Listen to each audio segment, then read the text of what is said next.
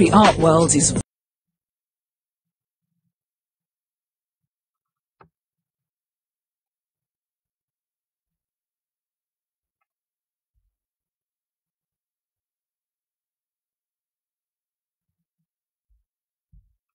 vibrant and booming as never before.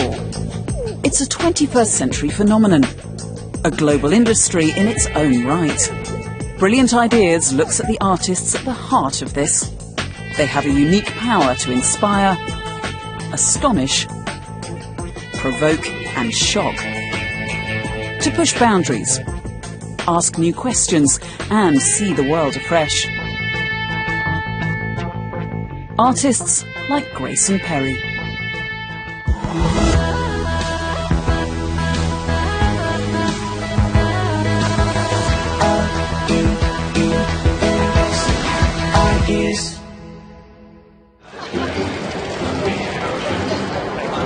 I like Grayson Perry. He's a bit of a naughty boy, but I like him. He's a cross-dressing potter from Essex, isn't he? That's how he describes himself. He, quite uniquely among contemporary artists, has had something very witty and funny and very prescient to say about contemporary art. What I really love about Grayson Perry is the way that he sort of crosses over and transcends so many different things. I'm a quality control freak. I have to do it badly in the right way. Because your mistakes is your style. Contemporary artist, broadcaster, author, transvestite, lecturer and, as his Twitter biography states, a worshipper of teddy bears. Grayson Perry is probably best known for his classically shaped vases, traditionally beautiful until you take a closer look. In 2003, he won the Turner Prize, Britain's most prestigious award for contemporary art, but he's now setting his sights on a global stage. With work ranging from tapestry to graphic novels and addressing universal themes around identity and the modern world, he's one of Britain's most compelling and best-loved artists.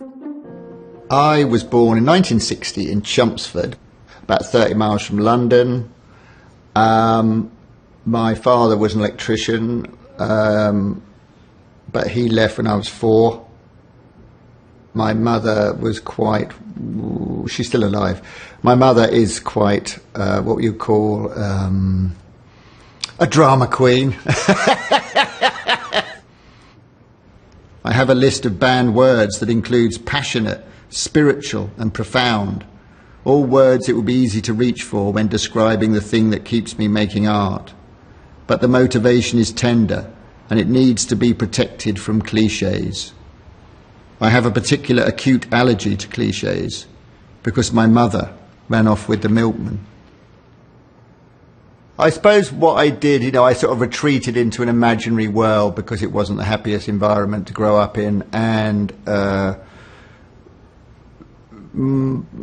my teddy bear, which I got when I was 1, became kind of a sort of symbolic father for me. All my games when I was a child centred around his leadership. Alan Measles, that's my teddy bear's name, he led the sort of rebellion against the invading Germans. And it was this sort of ongoing game that sort of churned on until I was about, I don't know, 15. He was called Alan Measles because my best friend, when I was very little, was my next door neighbour's son, and he was called Alan. And measles because we bonded when I had measles. Very simple. And often people sort of say, about, say like I'm a transvestite, and they say, isn't dressing up in women's clothes a very sort of simplistic way of accessing your femininity? And I always say, yeah, but I became a transvestite when I was a child, when I was quite simple. In the same way as, isn't there a more sophisticated way of kind of supplementing your lack of a male role model than giving it to your teddy bear? I was a child. You use the material that's available at the time. Playing.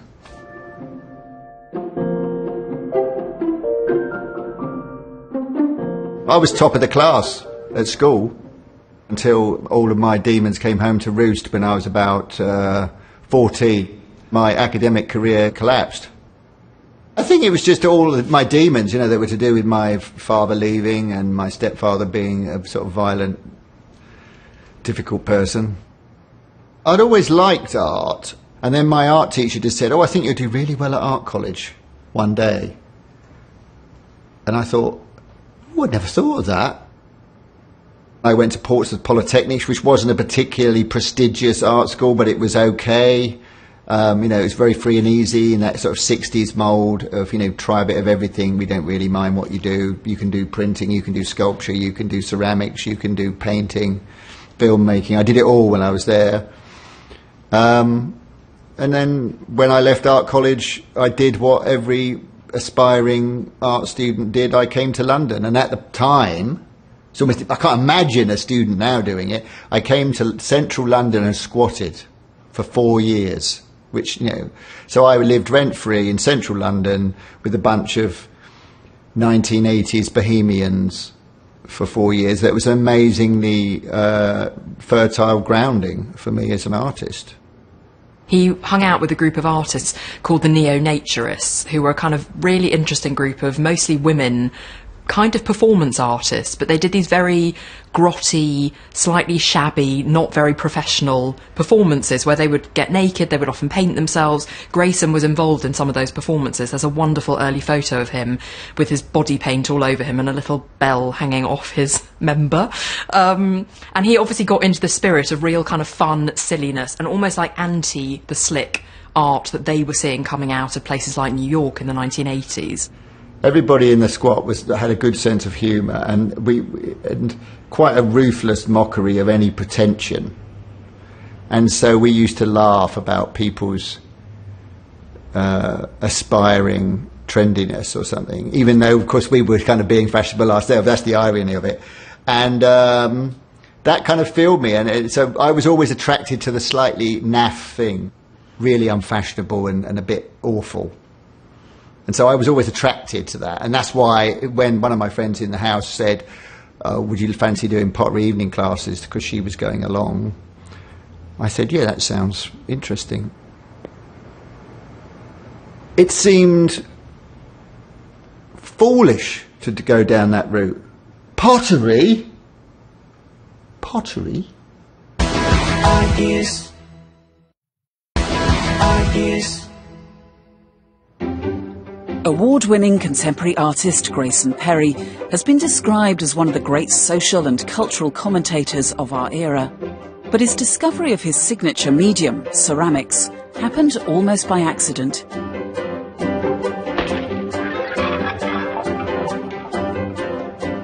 In retrospect, it could look like that was a major moment, you know, in my life. Like, oh God, yes, suddenly the minute I touched clay, I knew that I had a spiritual connection with the earth, you know. But no, it wasn't. It was like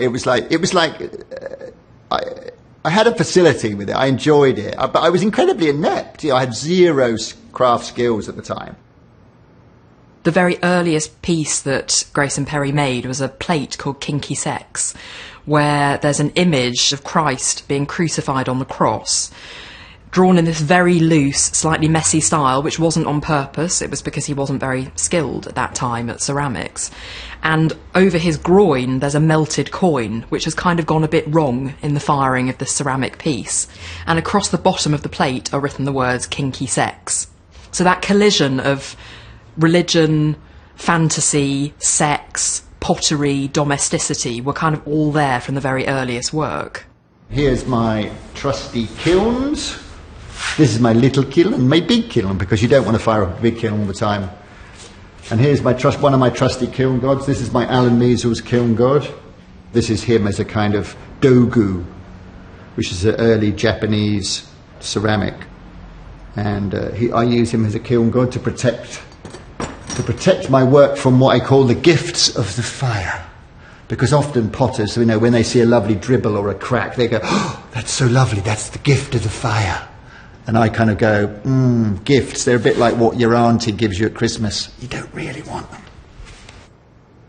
I didn't know it, but it was going to be sort of my defining medium, or at least it set me on a path of the way that I work with tradition. It meant immediately that I was having a dialogue with all these different times and cultures.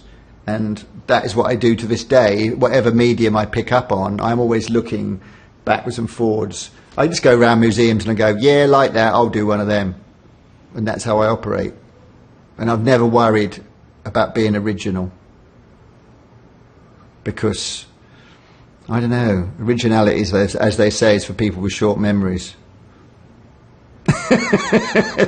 I operate on what I call the Chinese whispers track. You know, I copy something and get it a bit wrong so it becomes something new.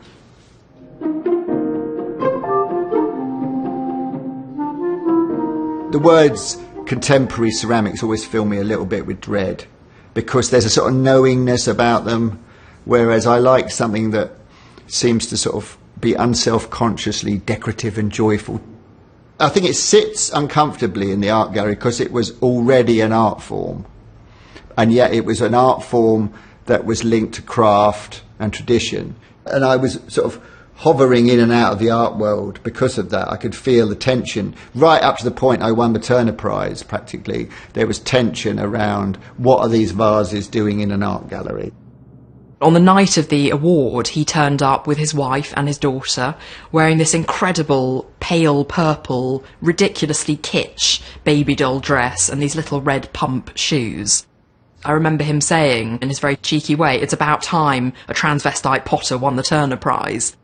It suddenly meant that he was on the international stage and was a force to be reckoned with. And after that, many invitations for exhibitions came, many commissions for work. There was suddenly a much greater interest in his work on the art market. I've had a sort of love-hate relationship, I think, with the market. I mean, I've never had any problem selling my work. And one of the reasons was it was incredibly cheap. And ceramics had a kind of understandable, you know, like, would someone spend 35 quid on a plate or a very, very cheap piece of conceptual art? And I always thought they're probably more likely to buy the plate. And so there was something satisfying about that. So I never had any problem selling the work. I just didn't sell it for very much money. But at the same time, I didn't try to second guess what people wanted. I just made what I wanted to make, what I enjoyed making, and hoped that they would come along. And so every time I've tried a new media or a new category of object, we didn't know. I mean, the first print I did, God, did we underprice it.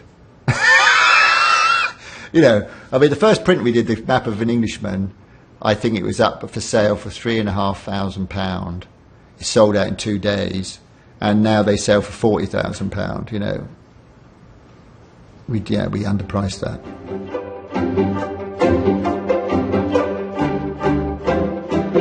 I suppose all my big themes are kind of quite social, class and taste.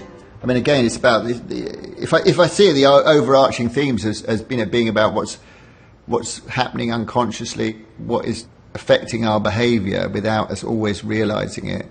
You know, it talks about our education, the way we talk, what we eat, what we wear, what we do as a job. You know, it has all these huge repercussions. And so I'm interested in that. And then politics, you know, I'm always, whatever's going on in the world around, you know, the problems in the Middle East or whatever, or the banking crisis. Early on, my work was a lot about me, you know, like many young artists. I was doing lots of work that was quite autobiographical. I probably do that less now. So this is as near as you're going to get from me, really, that it's a self-portrait. There's this idea that in the middle of us there is this sort of pearl that is our identity and everything else kind of sticks to it. Whereas I think, actually, we are just a kind of bunch of experiences. We develop in communion, in relationship to other people. That's how we become who we are. Identity is something that we don't do on our own. It's co-created. I make work about the world more now and about, you know, the issues and people that I'm interested in. I follow where I'm enthusiastic. My detector says go this way, and I go that way. I don't have an agenda. I'm looking to see what excites me. I notice stuff. As some little kid once said, what do artists do? They notice stuff. He's a potter, he's a sculptor, he works in an unfashionable material, as he puts it. He uses these objects as vessels, literally and metaphorically, to carry meaning. He's a conceptual artist of sort, but he's a performance artist too. I think it's too reductive to say the alter ego Claire, the cross-dressing, is part of a performance artistic practice that was carefully planned. It's part of who he is. But that projection, that persona, is inextricably linked. Gender, what it is to be a man or a woman, that's always interested me greatly, being a tranny. I was pretty kinky even as a very small child. I enjoyed tying myself up from about the age of 7. I remember in the school play I was playing Angel Gabriel, and the dress was a big, it had a definite throb going on, thinking about it. And I was sort of like, that was the sort of early sort of sexual feelings. And then I had a fantasy, and I thought, I was having a fantasy, and some cross-dressing was involved, and I really got, wow, that's exciting. And then one day I was reading the Sunday paper, like one of the tabloids, and it had an article about transvestites in it, and I was like, OMG, there are others out there. And then I knew I was a transvestite, and that was interesting. And I just gradually, I kept it a secret. I knew enough about it that there wasn't something you bragged about in the playground. And I didn't really come out until I was at art college. But then it was almost an asset. I think he is a living sculpture of sorts. He is an ongoing performance. And I think he's also very symptomatic of the world in which we live in, where boundaries are blurred. I don't think there's any significant difference between him as a critic or commentator or television filmmaker or intervener or producer of artistic objects. I think it's all part of one creative personality. I think the central identifier about my artwork might be that it's familiar, and yet it's talking about fresh things. So it's like, everybody knows what a pot is, what a tapestry, what a print is. Everything I do is an archetype. And yet I'm talking about the contemporary world, and I'm trying to make it fresh, and I'm trying to make it visually arresting and seductive.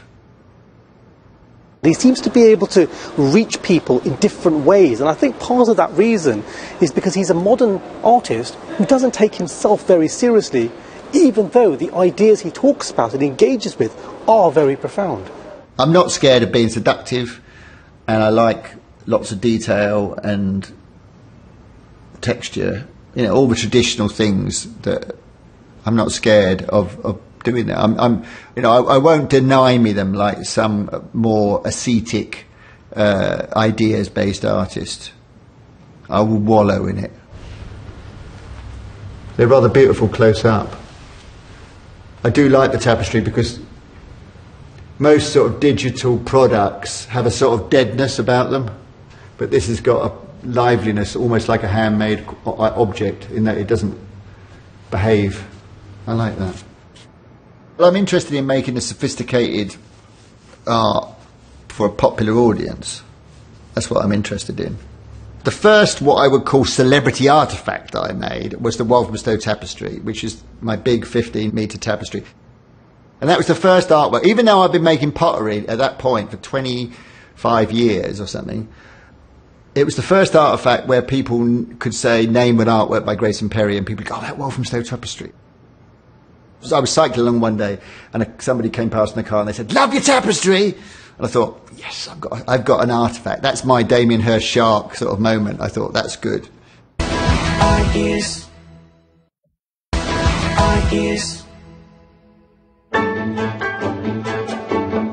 With work ranging from tapestry to graphic novels and addressing universal themes around identity in the modern world, Grayson Perry is one of Britain's most compelling and best-loved artists. A household name in his native country, he's now setting his sights on the international stage, with the US publication of his best-selling book on contemporary art and shows in Australia and Turkey in 2015. I've done so many big projects recently that I quite like the idea of going back to being an artist that makes individual works,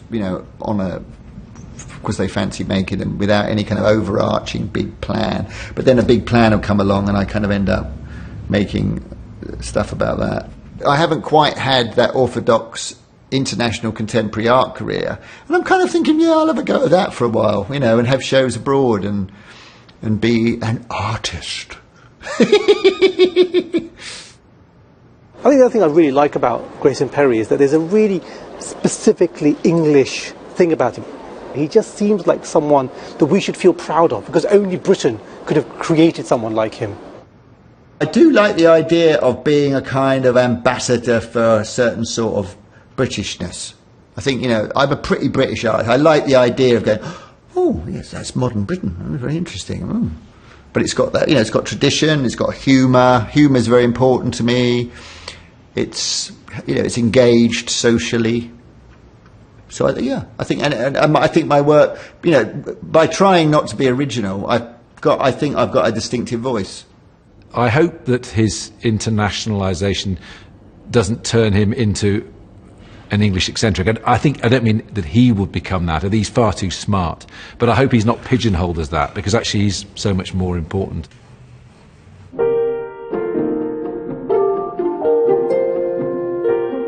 I'm probably quite unusual as an artist these days in that I work on my own. I don't have a studio assistant, apart from when I can't pick up one of my pots and I have to get my friend to help me lift it. In terms of all the drawing, the sculpting, the making the ceramics, I do it myself. When I make a bronze, I sculpt the thing myself. When I make the tapestries, I draw every bloody square centimetre of it myself. And so I'm a man-hour sort of artist. And I realise that actually, you know, that's nice and people can approve of me for that. But it's also a bit of a handicap in the modern art world because, you know, I can only make so much art. And the demands of the vast acreages of flashy art space there is to fill nowadays means that it's voracious and I can't keep up with it. So I think I deny myself opportunities that I could have. But I'm a quality control freak. I have to do it badly in the right way. You know, I need to be able to make mistakes. I can't trust anybody else to make the right sort of mistakes. Because your mistakes is your style. You know, otherwise we'd all be doing photorealism.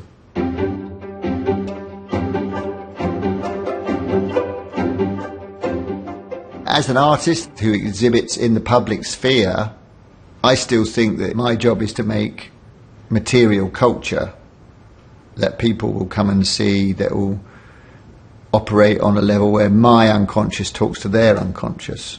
And that's what visual art does brilliantly. You know, it's under the radar.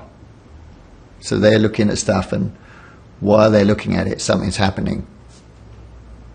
They might not even know what it is. My audience is, you know, are people that are interested in culture, but they might not be in the art ghetto. They are generally interested in culture.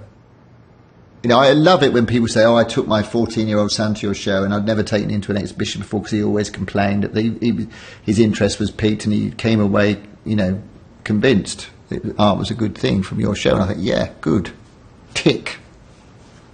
Probably when people encounter me even to this day, they're thinking, what are these vases doing in an art gallery? And of course, for me, that is like a golden opportunity, because it's like, you mean you'll accept a urinal that he didn't even make himself? And yeah, I've been probably not that far away. It's been a gold mine for me. A gift.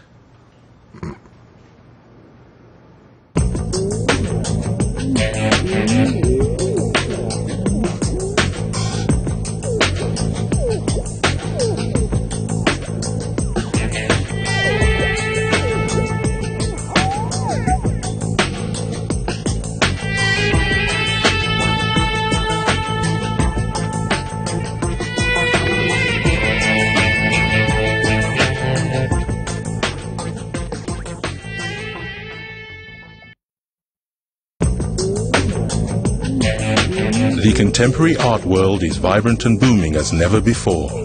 It's a 21st century phenomenon, a global industry in its own right.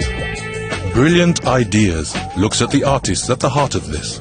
Artists with a unique power to astonish, thrill, challenge, provoke and shock. Push boundaries, ask new questions and see the world afresh. Artists like Cornelia Parker.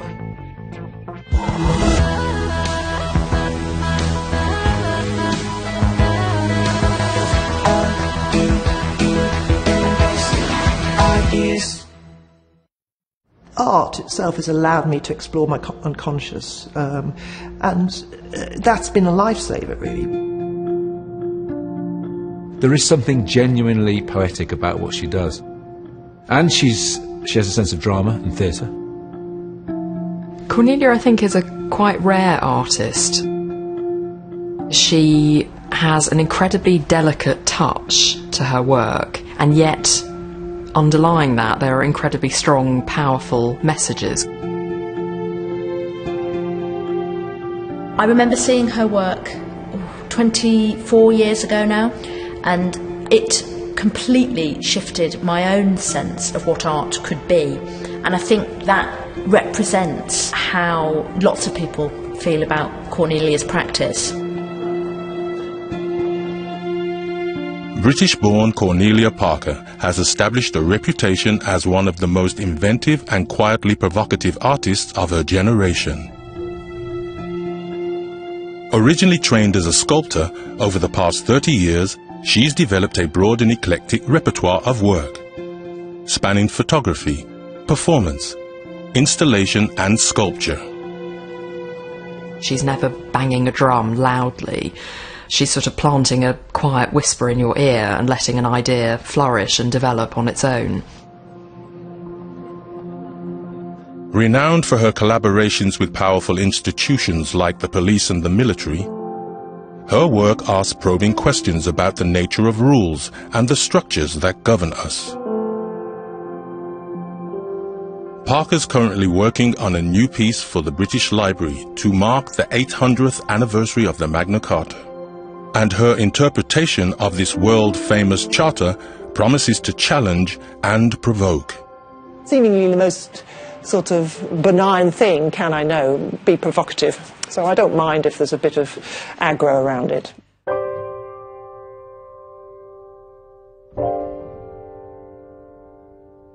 I think that the work I'm most well known for is my exploded shed. Its title is Cold Dark Matter, which I made in 1991. I asked the British Army to blow up a garden shed for me. And this was part of this, well, still ongoing series of violent acts, you know, that I put my found objects through. But I just felt the explosion was something that wasn't necessarily dealt with that much in art, really. It's an ageing explosion. And I like that, you know, if the Tate still has that piece in 100 years' time, it will be a split second captured. I love Cold Dark Matter, partly because it's the most stunning installation when you see it, but I was there when the shed was blown up. I was a young journalist. We were lying behind sandbags as this shed and its contents were blown up. So there's a narrative drama. When she works on a large scale, I think she's very, very impressive. I wanted to somehow subject domestic life to this violence. And so I couldn't blow up a house, I couldn't blow up an attic, but the garden shed was the nearest thing I could get to being this safe harbour, as it were. And it's a reservoir of stuff you don't want to throw away, so it's like a kind of universal baggage container. I didn't know what it was going to look like, and I thought it might just be this very dark thing, you know, it was a tiny bit of light coming out of it, but it wasn't. And those things happen all the time, that through the making, it does what it wants to do.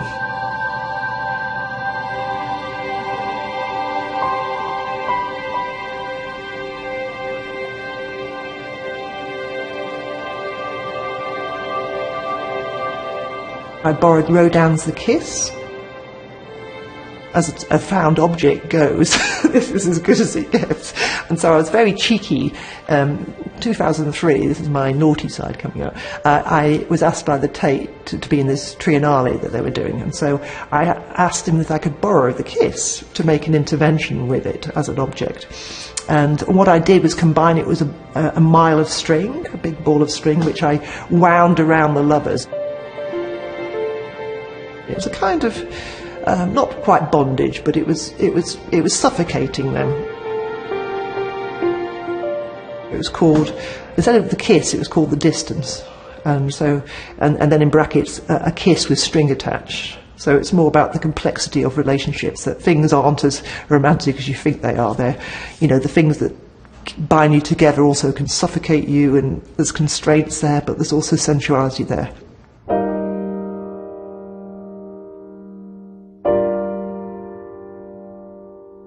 I was born in Cheshire in 1956, in rural Cheshire. So my father was a smallholder. My mother came from a middle-class background. My father was, you know, very working class.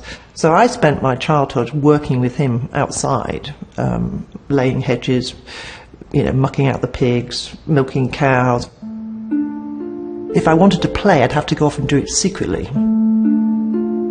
I'd have to run down the fields, and you know, and it was quite a solitary childhood. So I spent a lot of time in my imagination, which I think, you know, that's where perhaps my love of art and freedom came from. I think perhaps later on in life I realised, looking back on it, that I'm still playing, and I've given myself permission to spend my whole career doing it. I'd had this amazing trip to London when I was 15 with my art teachers, because I wanted to do A-level art, and I went with the A-level art group. And it's the first time I actually went to museums and saw work firsthand. And it sort of, it was incredible, it blew me away. I thought, well, this is something I'd love to do. But it did seem to be beyond my, you know, grasp, seeing that I didn't have a cultural background, and, you know, there was no museum going or, you know, looking at art in my family.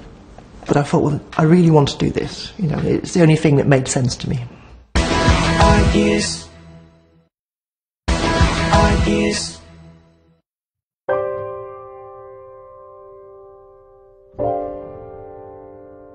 When I was at Wolverhampton, which was quite a male college, it was about 70% men, and sculpture wasn't really a female domain in the mid-70s.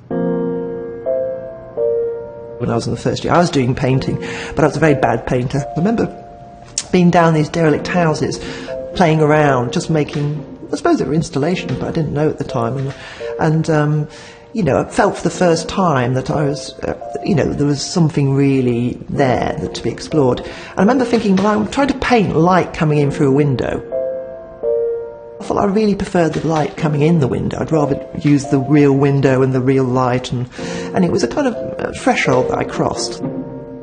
And then after a while I showed some of the photographs and the things I'd been doing in the houses to members of staff, and they said, well, you should be in sculpture.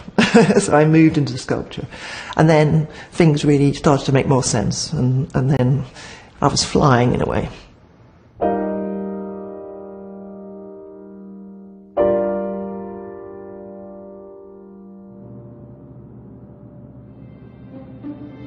I think the next breakthrough for me was the found object. I decided to almost reverse everything I'd ever done before, you know, and that was a conscious decision.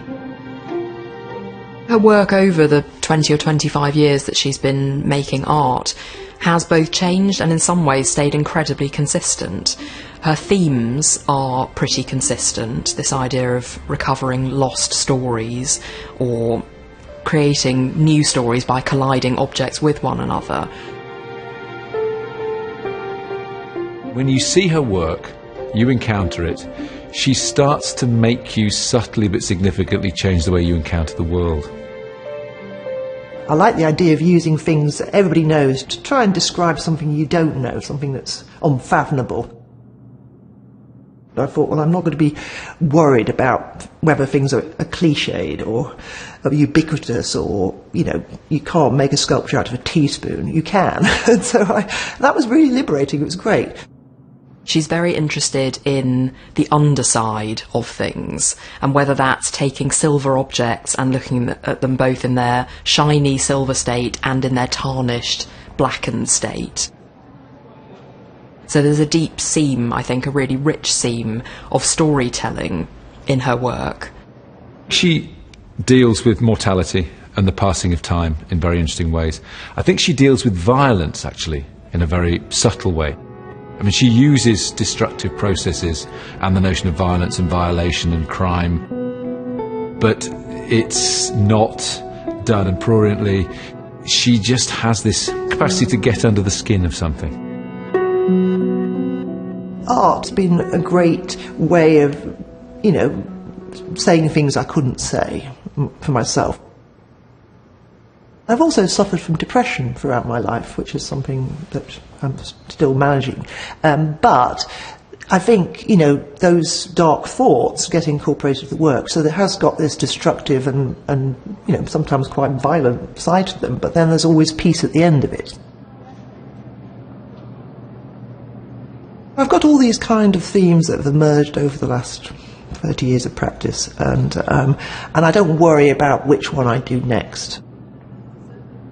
I'm always reinventing the wheel every time I make a piece of work, which seems a bit of a crazy thing to do, and that's why I think my work can take on such diverse forms.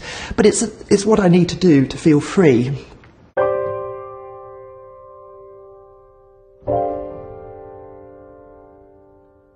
I have a studio, but I don't use it very much. It's more of a storage place. On the whole, I've made most of my work from the kitchen table. I have to almost convince myself I'm not working. Possibly throw back from my childhood when I was being forced to work when I didn't want to. So I'm always collecting, I'm always looking, I'm taking photographs all the time. My iPhone is my sketchbook. I'm listening to conversations, I'm collecting little germs of ideas, and these things sort of I absorb somehow unconsciously. They're not, I'm not worried about whether they make sense. Oh, here we are. Stains, faces, and church signs. Do you see stains that look like Jesus? This one is a nice oil stain as Jesus. This one's brilliant, actually. This is Kit Kat with, I don't know if you can see the face of Jesus in that. This is one of my favourites, a tortellini that looks like Jesus.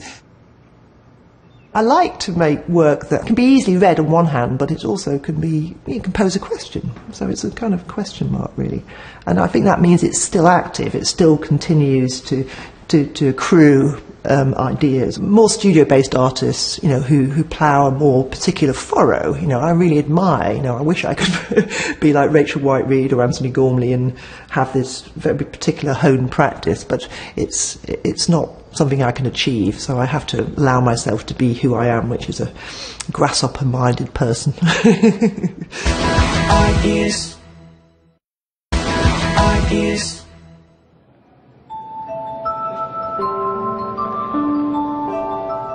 Cornelia Parker was recently chosen as the first artist to show in the newly revamped Whitworth Gallery in Manchester, England. The exhibition, which opened in February, features some of her most famous works, as well as a series of new pieces created especially for the space. The War Room is one of the new commissions, the new works that Cornelia has developed for this show.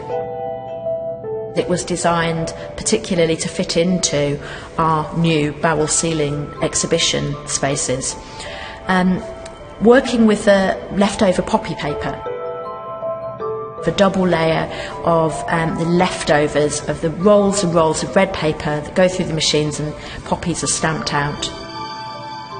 We began making the exhibition in 2014, opened in 2015, so we've been part of the whole wider cultural commemoration of the outbreak of the First World War. But I think Cornelia's approach to that is all about how we as people approach loss. None of us are immortal, and we're all going to die at some point. So it just seems like life, damage, death, resurrection is part of what's been going on forever. Life is full of tragedy. We're bombarded with the news every day, and it's usually bad things. And so we have to absorb all this stuff. For some people, it's almost like a chapel. Very quiet behaviour, a sense of contemplation, and it can be very upsetting. So, just like in human experience, you can kind of grasp, but not quite grasp, the sense of the enormity of that loss. And I think that's what the piece is all about.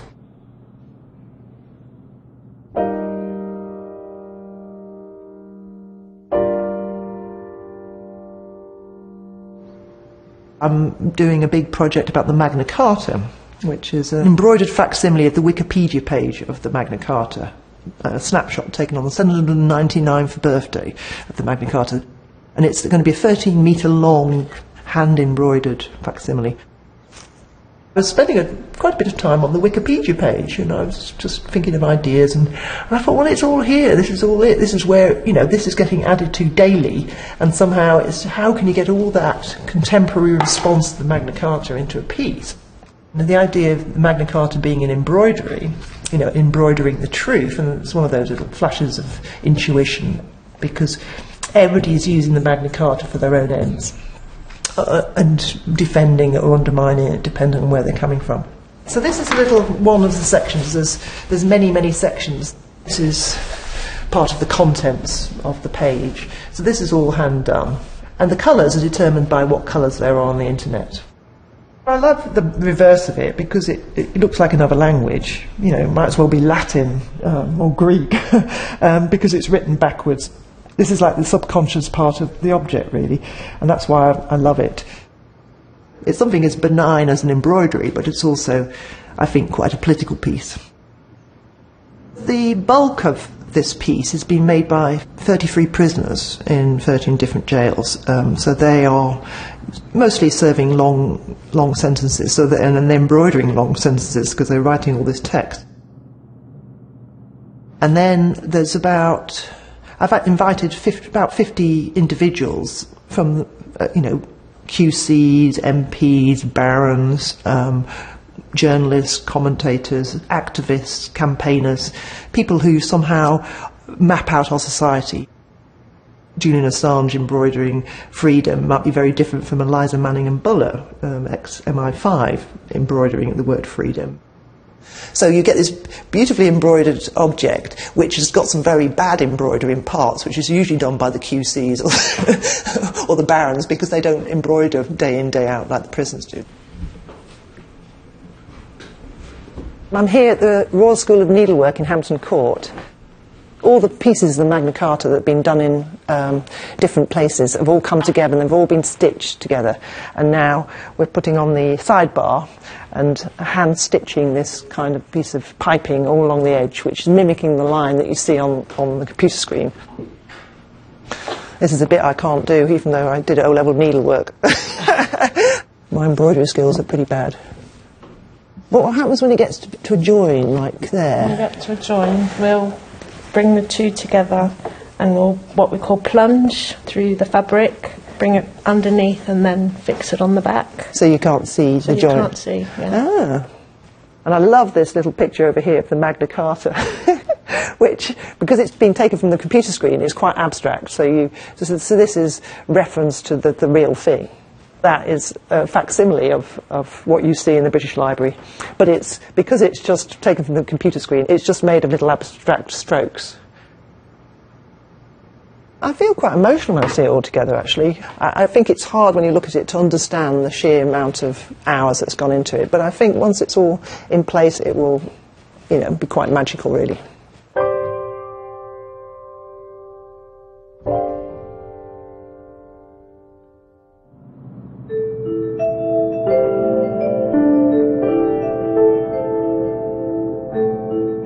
I think being an artist is quite a political act, I think.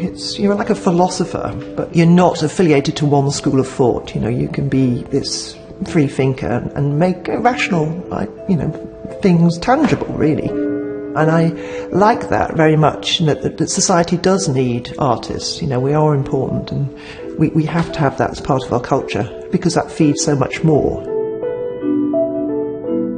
A lot of friends of mine who are scientists were saying, you artists get away with murder, you could be heretics, you could say things that are irrational and not have to have peer review to back them up. I think a lot of her work does have a very strong political undertone, if not overtone. There's a recent series that she made in about 2012-13, which was a series of abstract photographs of what looked like paintings. In fact, it was the wall of a prison, which was being redecorated, an external wall of a prison, but she saw the lines and the grids as almost a reference to American abstract art of the 1950s and 60s. Now, there was something in that work about the state of imprisonment, you know, the lines of the grid being almost a replica of the physical imprisonment of people in that environment. I don't think I'm a rebel or a reactionary. I just think I'm a human being who's trying to negotiate all the kind of laws of the land, and, you know, being a citizen, and human nature is something that has all kinds of uncontrollable sides, and we're forced to control them. So we're always battling with this inner nature. We all should be free radicals, and we should all, you know, exercise that right, really. And lots of people can't be free radicals because they have, you know, 9-to-5 jobs and all the rest of it. And it's sort of a real privilege to do that. So I'm doing it on their behalf, in a way.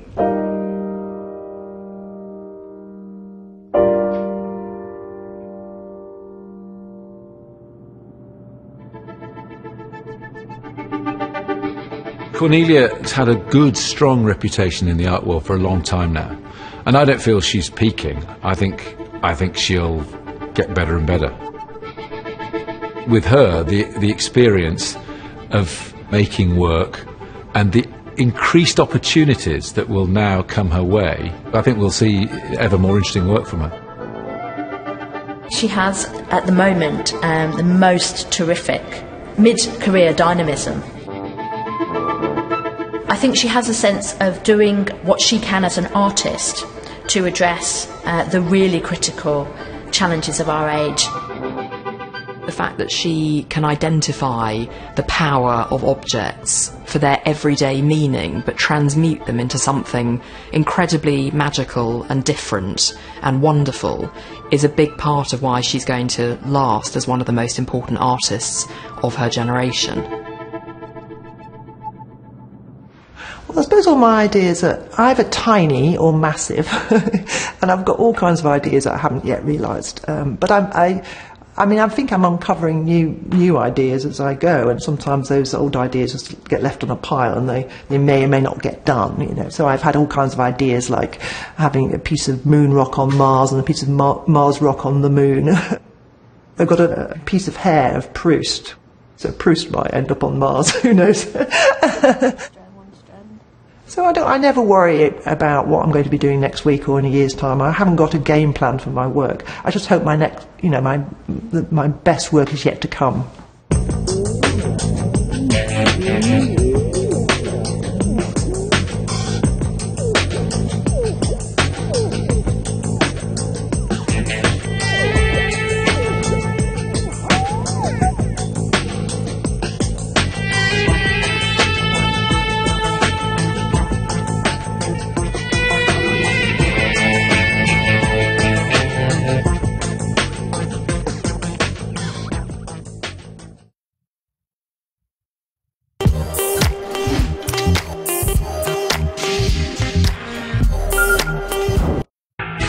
Brilliant ideas, powered by Hyundai Motor. The contemporary art world is vibrant and booming as never before. It's a 21st century phenomenon, a global industry in its own right. Brilliant Ideas looks at the artists at the heart of this. They have a unique power to inspire, astonish, provoke and shock. To push boundaries, ask new questions and see the world afresh. Artists like Michael Jew.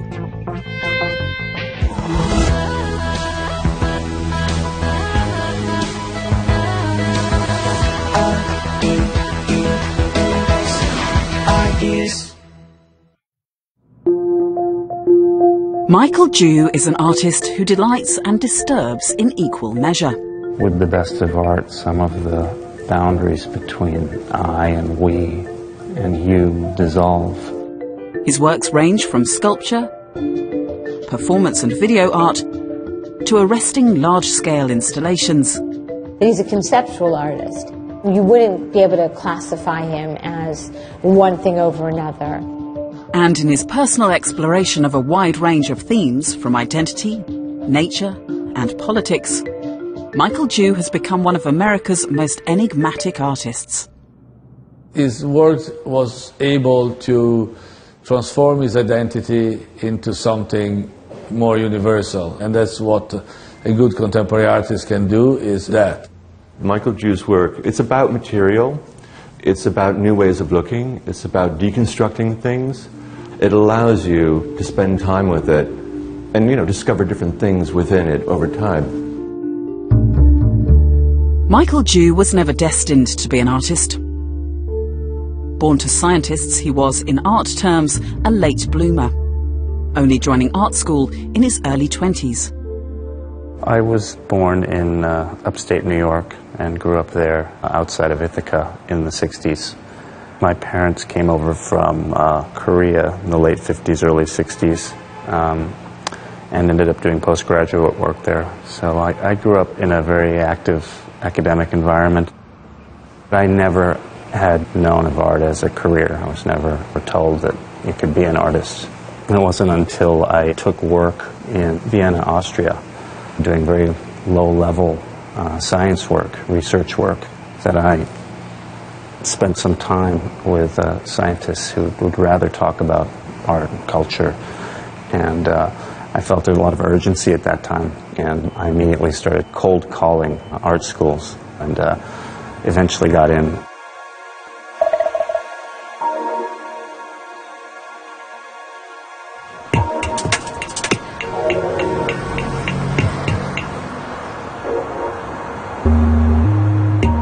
I had come to New York to be in Manhattan, and its energy is very particular and very special. So what I like about Red Hook is that it's cut off, so close to Manhattan, but you can blow things up here. And you couldn't do that in Manhattan. We're in Red Hook, Brooklyn, and this is my studio, and welcome. My work is about possibility and potential. In a way, if the studio is a place full of possibility, almost a laboratory for experimentation. Michael's work, it's an individual exploration. He just has a lot of tools in the paint box, and he's putting them together in interesting and creative ways. A lot of times in the studio I'll have a group of objects laid out, what are kind of almost study tables for form. And these forms will keep changing as I go back to them. They're almost like mini studios in and of themselves. This table happens to be an examination of crystal forms. In many ways, it could be seen as a model for my process. Sometimes these forms grow into something fruitful, and sometimes they don't grow at all, and they're very static. So by living with some of these forms and having them go through some of the other projects, I think they all influence each other in some ways.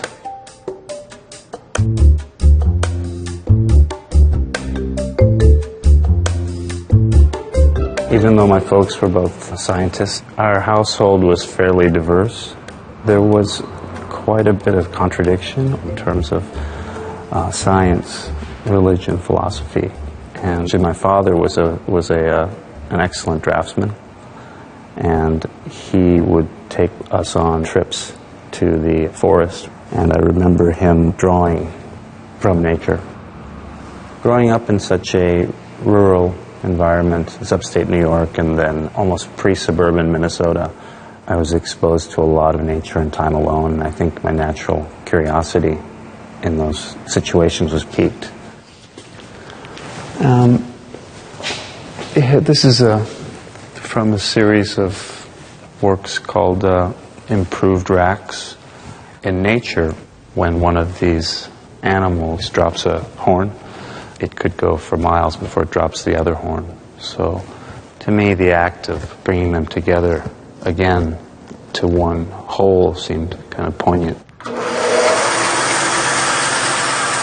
That in nature, nothing's truly perfectly balanced or perfectly symmetrical, and so by cutting these antlers into parts and rebalancing them by the millimeter, I feel I'm kind of imposing my will or the artist's will on nature here. And trying to rebalance and improve upon something that's already, almost perfect in a way, or something we think of as perfect. The work of Michael, there's enough mystery in it, there's enough narrative to it. It's sort of a very balanced work of being poetic and super intelligent at the same time. I think people respond in a weird way viscerally to it, because it is trying to articulate sort of a being rather than a complete narrative. For me, the process of realizing an artwork is a bit of a path that goes in multiple directions. I'll often subject a work to some kind of extreme process, whether it's chemical or whether it's physical, whether it's something born out of a laboratory or born out of a social experiment. I guess allow it to be shaped by being subjected to those things. And I think in many ways my art is about that type of potential and possibility, and perhaps the result is really not the anticipated outcome.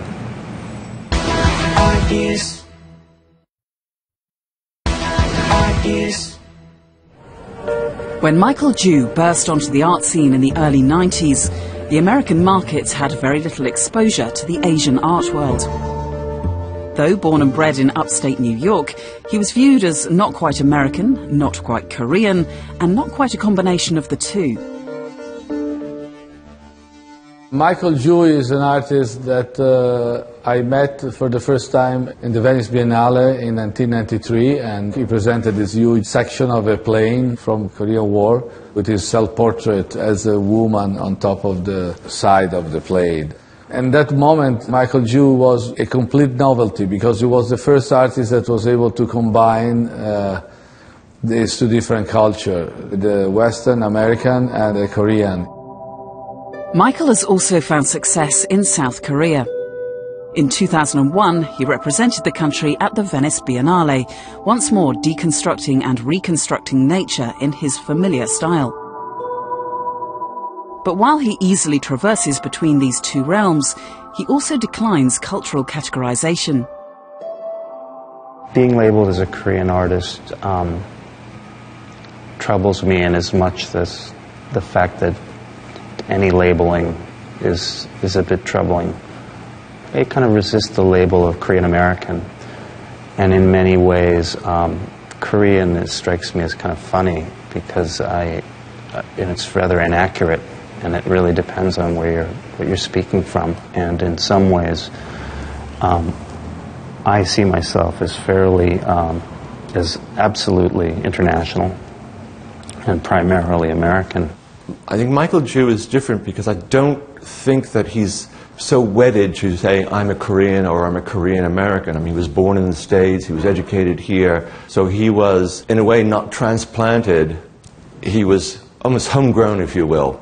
And I think that has a more positive impact on the work that he has made, because it's less about saying I'm Korean or Korean American. I'm an artist exploring different forms of identity and different forms of the practice of making art. What might be perceived as an interest in personal identity is really, for me, an interest in how we get to where we've arrived. It's more about an interest in human consciousness, and I think that is in my line of interest or thinking, or kind of elliptical thinking, the way I see any kind of relationship of identity to my work.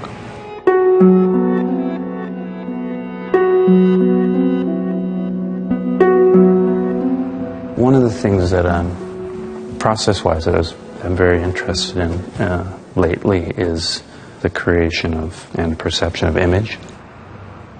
In a way, here the riot shields are a wall or a barrier, but ultimately what we're looking at is a reflection of ourselves, and the implication is it forms a portable architecture that forms a portable borderline that almost moves and undulates, at the will of the individuals behind it.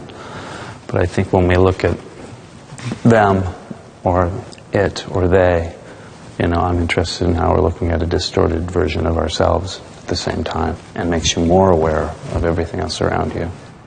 One of the things that is happening in Michael's work is that he is now talking about the audience and talking about the viewer, how we see ourselves, and most of all, how we relate to one another. In works before of his that you could look at and watch the investigation of what he was talking about, the investigation of identity and power and things like that. Now he invites you in with the use of mirrors to not only see what he has to say about it, but how you, looking at what he's saying, respond to it. So you become part of the piece. And I think that this is a big issue for a lot of contemporary artists, the use of mirrors, because we're returning to this idea of spirit and alchemy and trying to figure out who and why we're here and how to cope with it. In March last year, Michael embarked on his most ambitious mirrored project, a site-specific installation in the Middle East for the 2015 Sharjah Biennial. I wanted to make a space that reflected both the viewer and the place in which it was situated. So over the course of the year, spending I think about 6 site visits, found myself moving across the desert, following the irrigation channels and archaeological sites. I felt a great intimacy with the earth, and so it struck me that the experience of the present could be so, could connect you to the past so deeply. In this work in Sharjah, these pathways all lead to a large reflected image of the city behind you. And as you walk towards yourself along these carved channels in the earth that are blueprinted from existing and archaeological irrigation channels, that you not only walk towards yourself, but you walk away from the place that you've been. I like the idea that you're in the present, thinking about the past and walking towards yourself, but also away from what you've left behind. Ideas.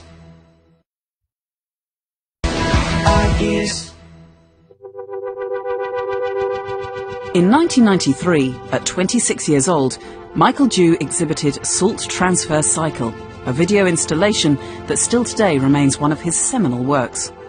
The artwork I'm probably best known for is performance work called Salt Transfer Cycle. It's a work that's part of an ongoing series of performative actions or gestures. Salt Transfer Cycle was the first.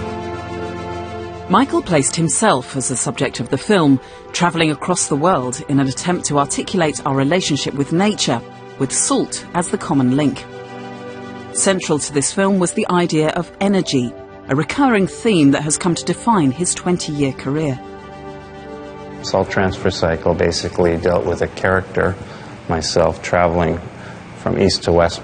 In it I wanted to set up an idea of energy, a dream almost, but a dream of energy in the form of salt, played out at first with artifice by swimming through 2,000 pounds of MSG to going to an environment of extreme real salt, the salt desert in Utah, to finally ending up in the mountains of South Korea waiting for wild elk to lick salt off my body and kind of return that idea, I guess, of this white powder and have it enter the bloodstreams of these animals and get shot back out into nature and therefore continue some kind of cycle. The narrative is abstract in his work, but there is always a narrative. There's always something that stands for it. It's almost like a key to a puzzle or a map. There is just something in that particular piece that you don't respond to with your mind. You respond to because you just respond to it. People identify with it no matter where they're from.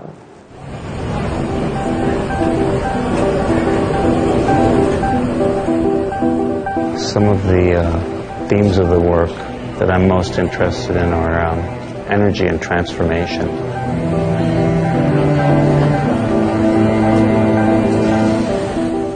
Energy is such a big word, in many ways, but I think it goes hand in hand with the idea of transformation. I like the idea that energy itself exists and is a malleable, almost kind of substance, and it's almost, for me, parallel to the idea of sculpture. A characteristic of Michael Ju's work is the fact that he works in all mediums, that he's a conceptual artist, and whatever's appropriate to articulate that idea, whether it be a sculpture, or found objects, or something he paints, it's always in service to this idea that he has. This is an example from a relatively very new series of work, actually. A new group of work involving calories of human energy. In this case, we've been calculating the number of calories of various actions. This happens to be 0.0315 calories per millisecond. And this is the number of calories that it takes to fall. Michael Ju works is very both mysterious and interesting and captivating. Since 1993, the work of Michael Ju developed immensely. I mean, it became much more elaborate and sophisticated. It's more philosophical, and the impact is always direct, but you cannot pin it down. The most important for me, and currently, exploring the idea of calories of human nature. In order to determine calories, you burn something up and measure the energy lost. In order to expend energy, you decimate or work your body. And I think that those parallels are interesting. Silkscreen print is lurking underneath. You get a hint of one here. And as the next layers are applied, it brings back the text, which has been buried now under a layer of kind of excess silver. It's upside down. It's interesting, huh? This is the calories to get up or to rise per millisecond.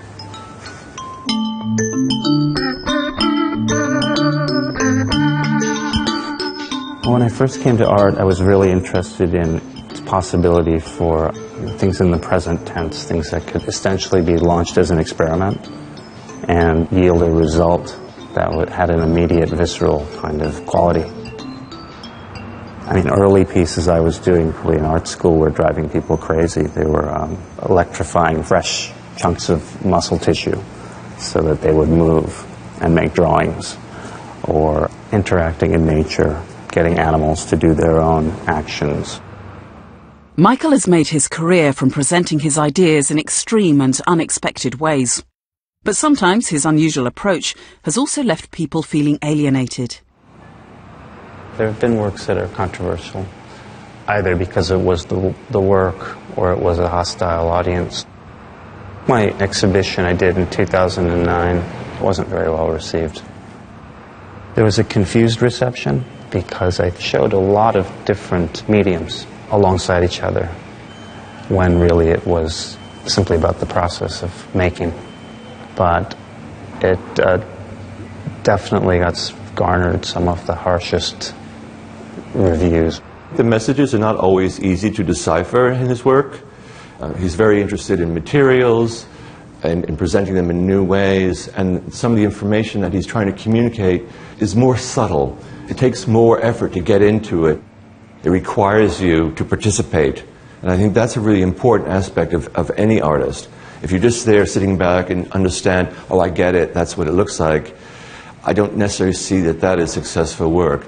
But if you're engaged and you're forced to give some thought to it, that, in my personal opinion, makes it a much more successful work of art.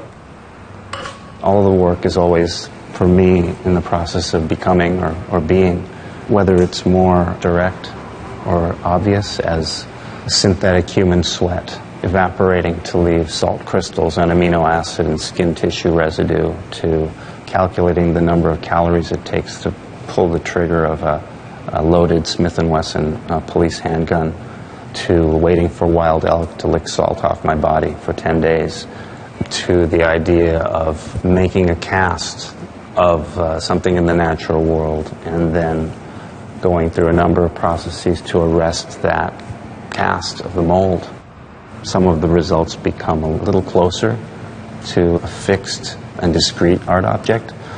but I think I see no difference with a work like that to walking 400 miles against the flow of the Alaskan pipeline just to measure the human energy it takes per step, as opposed to, you know, the millions of years of fossil fuel that are flowing the other direction. So experience and experiential parts of the work, whether they are experienced by me as the protagonist, or whether they're subjected to it by me as the protagonist in the artworks, you know, doesn't really change.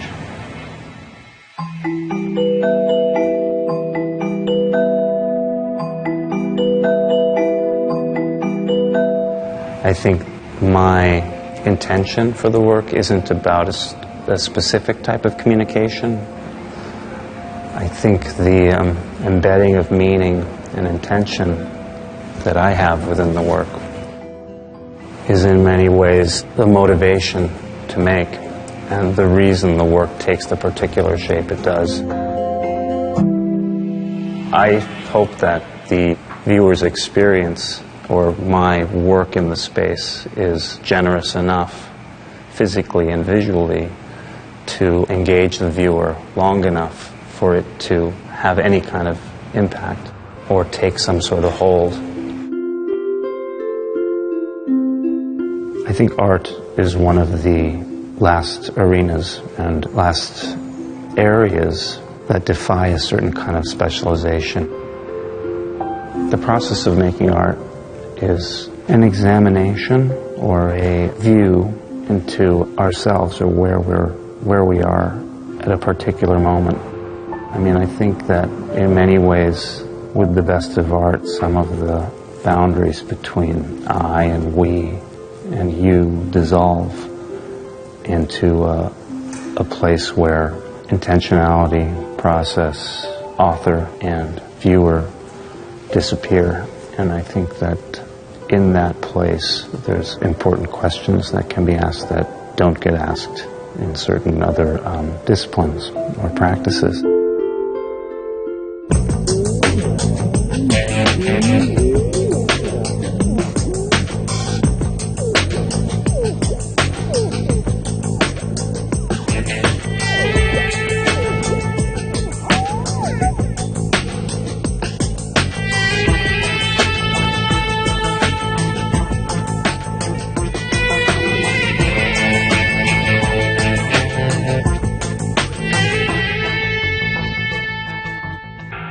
Brilliant ideas, powered by Hyundai Motor.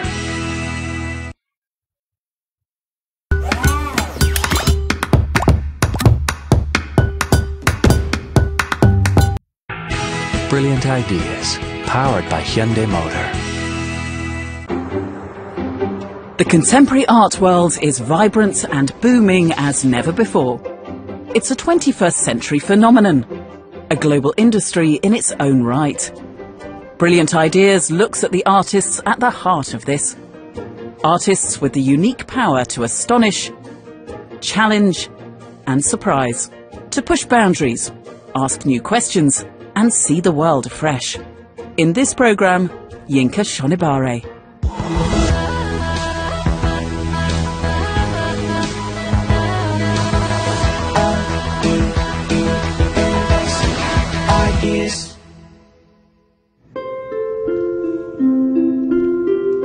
Welcome to the magical world of Yinka Shonibare, the British-Nigerian artist who works across a variety of forms including painting, film, sculpture and dance, creating pieces that are full of wit, colour and fantasy. Being an artist is a form of dreaming in a way, because what you do in your art is quite different from the reality of the world. Being an artist is a place of escape from the terrible things that sort of happen in the world.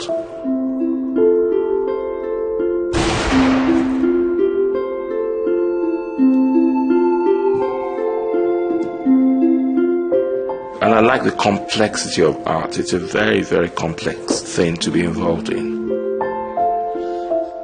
It's not easy because no one will give you answers.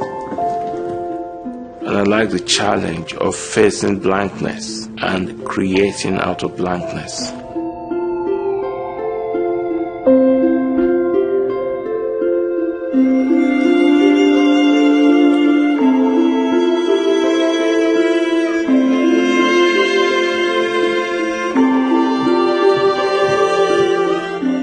I'm somebody who likes to sort of reflect and think about society generally and express things in a very engaging way, but in a kind of fun way.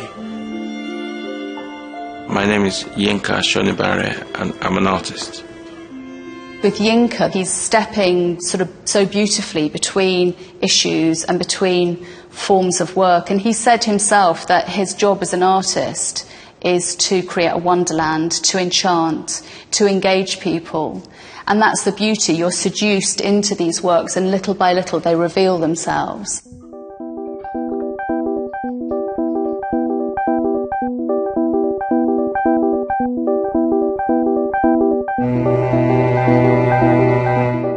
What's so exciting about what he does is that he does things with a lightness of spirit. I think a lot of artists feel they have to carry the weight of the world on their shoulders, particularly artists from the African continent, and to see him address really important issues in a light-hearted way that entertains the audience is a really important part of what art making's about.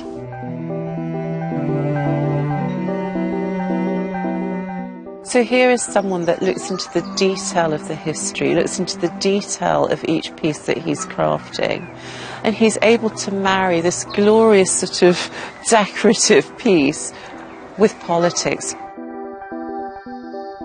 He explores serious issues in a way that is always humorous. And there are very few artists, I think, who feel as comfortable as Yinka does, sweeping the past, engaging with the present and asking questions to his public. Although he was born in London in 1962, Yinka grew up in Lagos, Nigeria. Nigeria was independent when I was growing up, but a lot of the British influences were still left. Before the military regime was a kind of a free and vibrant period. And I remember Fela Kuti, the Nigerian musician on TV, being, sent into jail. So that kind of defiance I kind of saw, artists kind of are seen as outsiders who challenge the system. My parents were shocked when I said I wanted to be an artist. I think they would have preferred me to have gone to law school. My father was a lawyer. At 16 years old, Yinka left Nigeria for England to finish high school and attend Wimbledon School of Art. I only did that course for about 3 weeks. And then I passed out in the college, basically. I woke up 2 weeks later, and I was told that I got a virus in my spine, and then I was completely paralyzed. I couldn't move anything. Yinka had contracted transverse myelitis, a virus in the spinal column, a neurological disorder that hinders the spine from communicating with the rest of the body. And I subsequently had to learn to do everything again. Then I had to learn to drive and get myself back to art school again. But the important point is, if you have to get on, you do get on. And also it depends on the personality of the person. I want to get things done. I'm very excited about what I do. So disability is just finding different ways of achieving the same things. When I went back to art school, I was introduced to politics, and I was kind of engaged in politics. So I made work about perestroika, basically, that was going on in Russia. One of my tutors saw that and said, well, why are you, making work about Russia? Why aren't you making authentic African art? I needed to find out really what he meant, and I was looking for what might constitute authenticity, really. I just found African masks and, African ritual objects, which at the time I felt had no connection to my modern African life. Challenged by his teacher about why he wasn't producing art that looked African, Yinka found inspiration in Brixton, London. I went to Brixton Market and found some fabrics there so many shops around Brixton, but here, when you come here, you get everything you want. My favorite one is this one. I like these colors very, very much. We call it Obapa. Obapa means good woman. We use it for dresses. Men use it for shirts, and women we use it for clothing. That's a slit and kaba for Africans. And these ones are 2 for £40. I always imagined the fabrics were authentically African, and then I was told that the fabrics are Indonesian-influenced fabrics produced by the Dutch. But I liked that history of the fabric, and I liked the global connections and the kind of trade routes of the fabric. The fabrics are a very good metaphor for a contemporary African existence, if you like. That's how I started to incorporate the fabrics into my work, and Double Dutch was one of the first pieces I made on the fabrics. Created in 1994, Double Dutch is a series of small square paintings influenced by the Dutch wax cloth. Now, with his own take on African authenticity, Yinka was on the verge of a breakthrough. Ideas.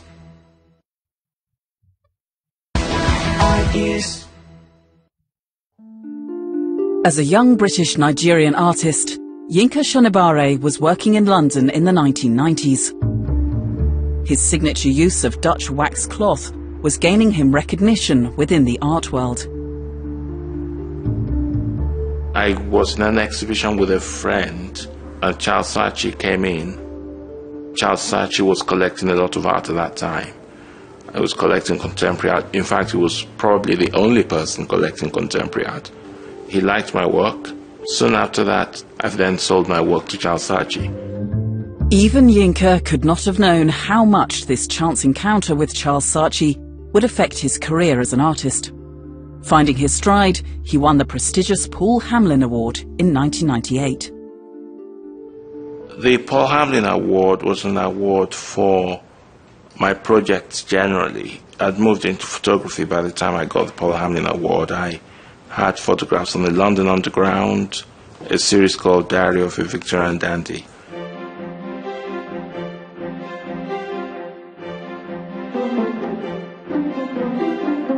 I was influenced by visits to the Victoria and Albert Museum, where I saw a number of Victorian costumes, and then I was thinking about my background and the colonial influence in Nigeria. The Paul Hamlin Award made it possible for me to give up my day job and focus on everything I needed to do with the work. In truth, I wasn't very aware of Yinka except by name until the Sensation exhibition at the Royal Academy, which I think was the autumn of 1997. Seeing him and his work take its place on this stage of exciting contemporary artists was a revelation to me. He was different in the gentleness and the exuberance and what seemed to me the optimism of his work, yet infused with a slightly menacing, strange undertone.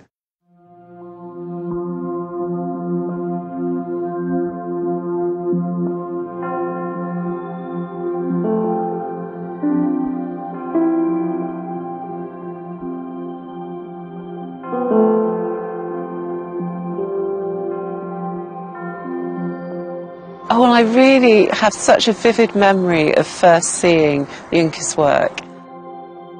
The first piece I saw was Mr. and Mrs. Andrews without their heads, and it was on display at the V&A, the Victoria and Albert Museum here.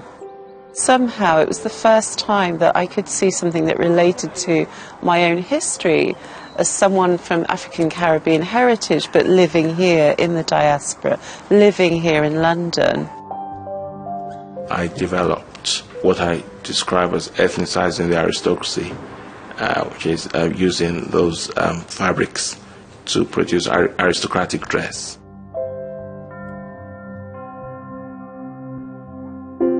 I decided not to show the heads because I didn't want my figures to have a fixed race, and I wanted to be more like metaphors as opposed to specific individuals. And of course I also, did that in the beginning as a joke about the French Revolution when the guillotine was being used, and the aristocracy had their heads chopped off. And so that was just like started as a joke. In the 19th century, there was a conference in Berlin, and the conference was known as the Scramble for Africa. The European countries took it upon themselves to do this without actually asking the local people if that's what they would actually want. Quite difficult to force people together to be in a country. Nigeria being a very good example of that, and that's really a legacy of colonialism that's been explored in that work. I found this building in Hackney.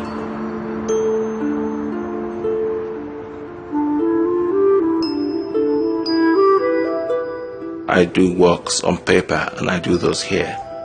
So a lot of the ideas are developed here.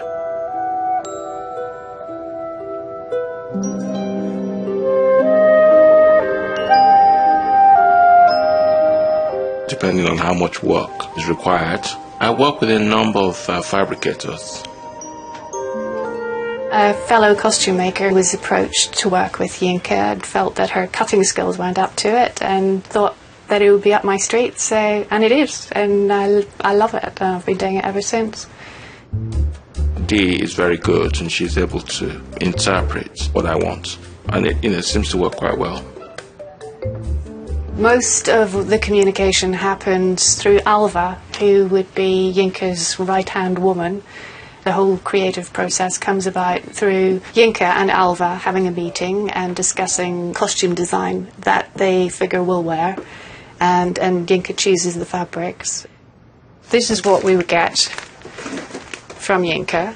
The fabric's cotton, so it's not a difficult fabric to work with, but the patterns create a challenge in themselves. And visually, I always feel as though the patterns should be mirrored on the body. That's a challenge because they're always in quite a dramatic pose. The patterns aren't symmetrical. I think Yinka has referred to it as his voice, so I always think of that. So you have this person that's both an artist and a designer, something in between, but he's also a political activist, if you care to look beneath the playfulness. He's also a philosopher. He's someone that uses cloth to speak about many things.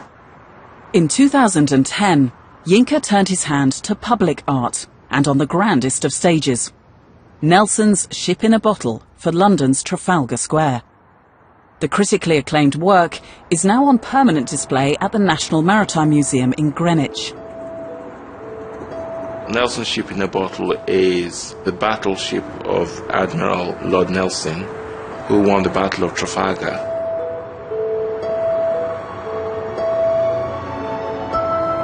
I basically put HMS Victory, the ship, in a giant bottle with African textiles for sails.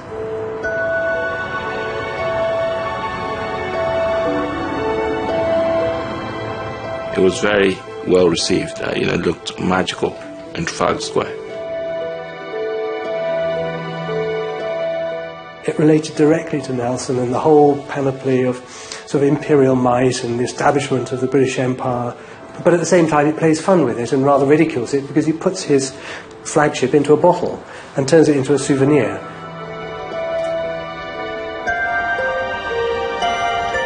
Working across a variety of forms, from painting to public art, performance and film, Yinka's latest focus is on environmental issues.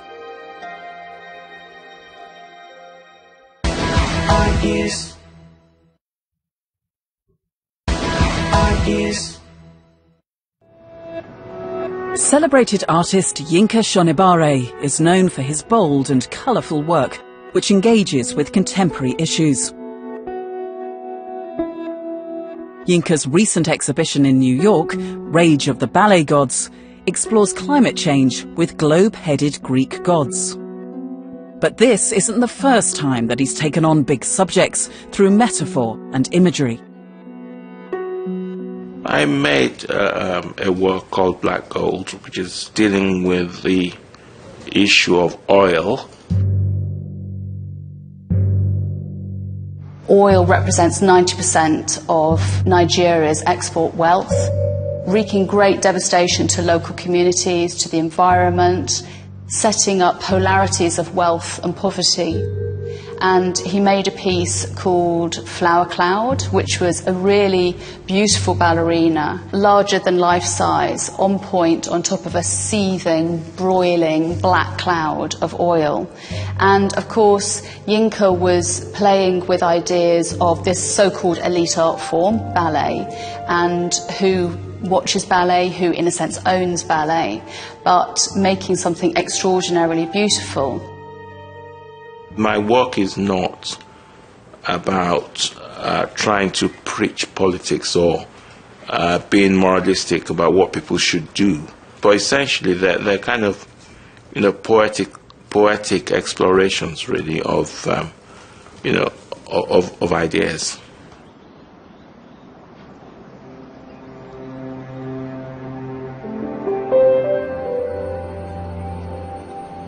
I'm in sympathy with some of the ideas of William Morris. William Morris was a socialist and he was very inclusive. He believed in an egalitarian society.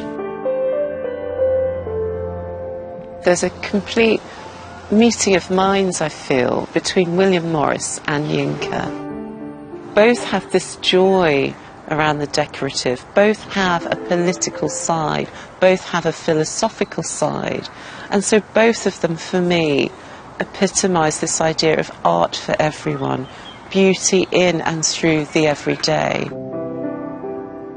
I mean, he wanted ordinary people to have nice designs, but, you know, ironically, no ordinary person can afford them.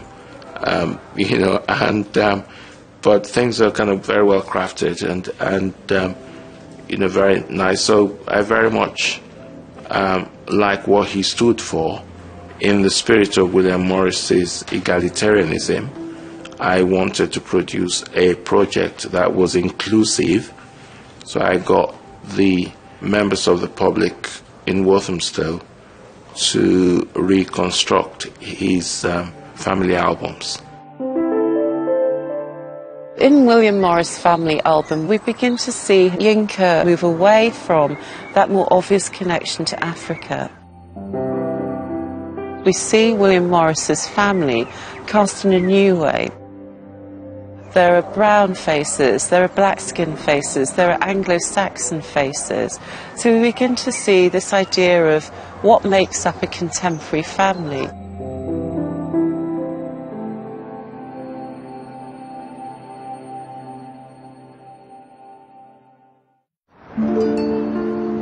Yinka Shonibare's celebrated position has enabled him to be an artist for the people.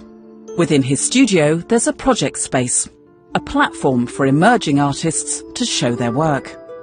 Generally, the idea is to have more of a kind of socially engaged studio. And the idea is also to encourage independence. They fund their own projects, they raise money for their own projects, they do the marketing, and they put up their own exhibitions, and they get a residency in the space for 1 month. But they're free to come and go as they wish. They can either use the space to make work or to just do the exhibition. And they do a number of education projects like screenings and talks and so on, or parties. You know, it's up to them really. We want to cast a net far and wide to get as many people to come down. It's about broadening the community and getting people into the space. And any art form, it's not just art, fine art. We'd like to have dancers and circus performers we've had before. So it's just a way to mix things up a bit. It's become quite expensive around this area as well for artists to rent a space. So while it's got a great reputation and a great audience around, sometimes there aren't the opportunities for the actual artists and new artists and young artists who aren't already established to show their work. Things are different now in the sense that art's much more established as a profession. When I was growing up, it was actually a profession to avoid. It was not even considered as a profession. I think it's good that there is a proper market, and especially as the world has actually opened up, so art has become much more global.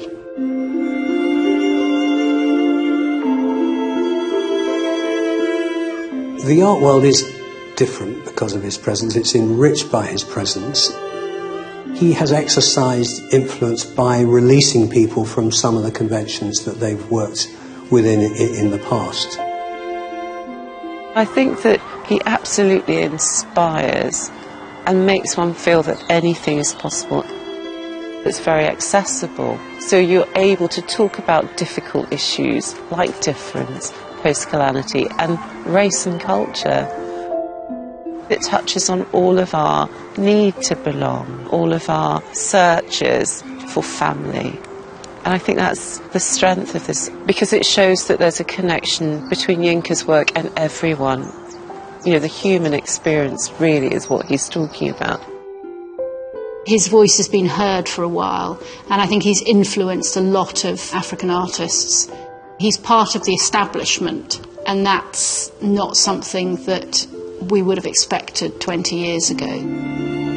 He just wants to make really good art that he's proud of, and that's a real inspiration.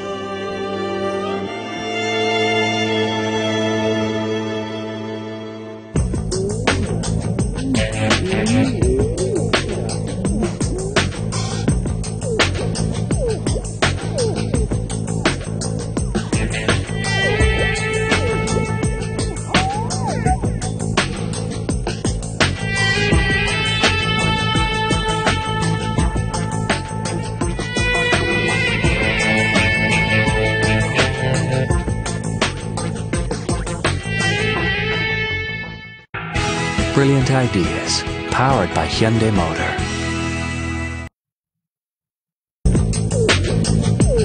The contemporary art world is vibrant and booming as never before. It's a 21st century phenomenon, a global industry in its own right. Brilliant Ideas looks at the artists at the heart of this. They have a unique power to inspire, astonish, provoke, and shock. To push boundaries, ask new questions and see the world afresh. In this episode, Mariko Mori.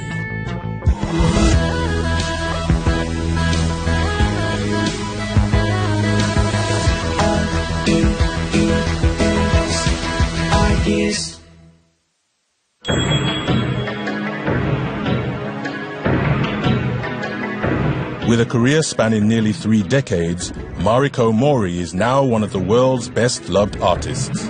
The greatest thing about artwork is that it's no linguistics. It's international visual language. Her work is appealing to many people. She created her own language, and she became definitely a unique artist on her own. Specializing in large-scale sculptures and installations, she is an expert in fusing tech and space-age imagery with spirituality and nature, and taking us on a mystical journey into the future, the past, and our inner selves. Her work brings people into a deep meditation often, and led to thinking oneself. What is us? What is humans? What is life? What is universe? What is our society? The sort of the fantastic imagery, this sort of otherworldly experience, plus the harnessing of technology, which have proved to be, very fascinating for people. Hi, I'm Mariko Mori. I'm an artist based in London and New York.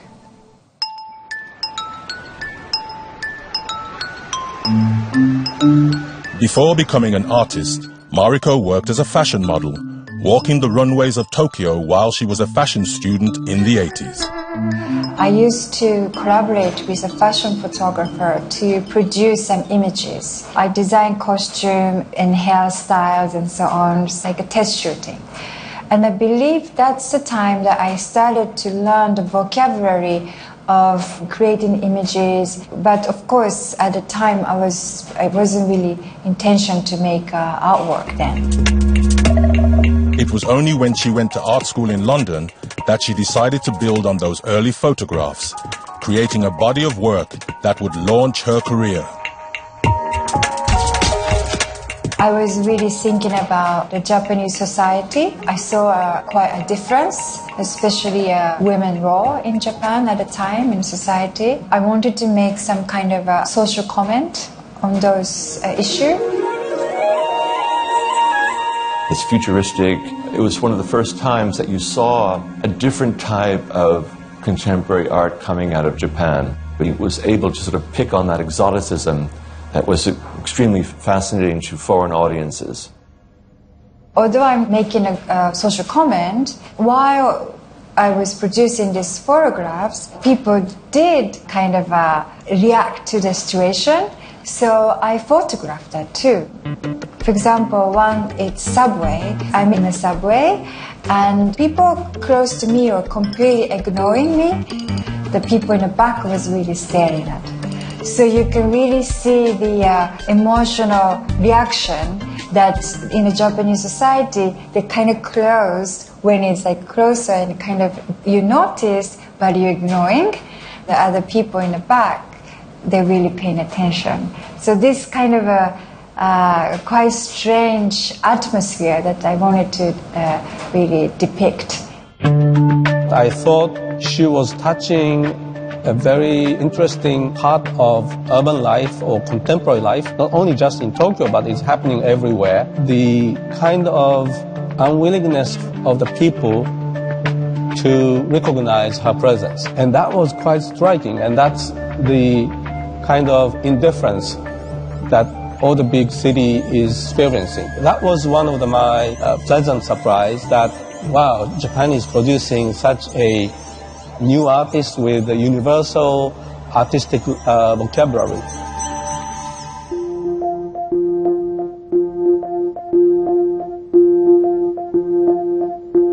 So this is my office. I saw that you have the sculpture here. Yes, he must be with us 15, 16 years, protecting us. Mariko grew up in Tokyo. Although she spent some of her childhood in the United States, her Japanese upbringing has never left her and has had a lasting impact on her art. I started to do a tea ceremony practice at 3, but really taught me that using all the 6 senses that you can express ideas and sharing ideas through the tea ceremony. That was very powerful. And really gave me a good think about how I can utilize all the media to produce artwork. In the late 90s, Mariko shifted her attention to designing experiences and began investigating ways of creating art that can engage all the senses. From 1998, her work took a new direction. One of her key pieces is Wave UFO, in which she realized a new visual language that would become her signature style.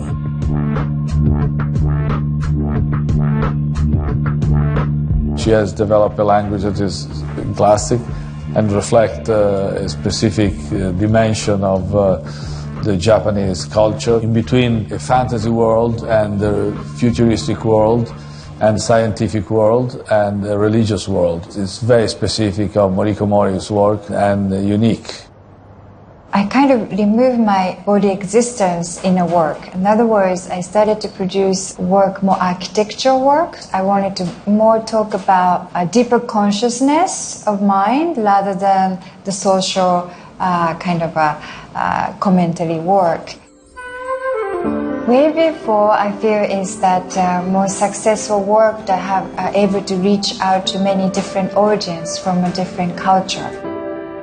Way before, I use a Buddhist iconography in a work such as temple, and in a way, the image of the Buddhist iconography kind of removes the people from different cultures, it seems. But UFO, it's a kind of a universal, so it's easier to kind of be accessed. I wanted to introduce the idea of oneness. I included audience to come inside the work and experience together. When she started creating the total environments, that's when I felt there's something really special happening here. So you enter into not simply a room and look at things hanging on the wall, you're entering a completely alien universe. So it's total immersion. You're swallowed up by it. And I think that's a pretty spectacular way of engaging.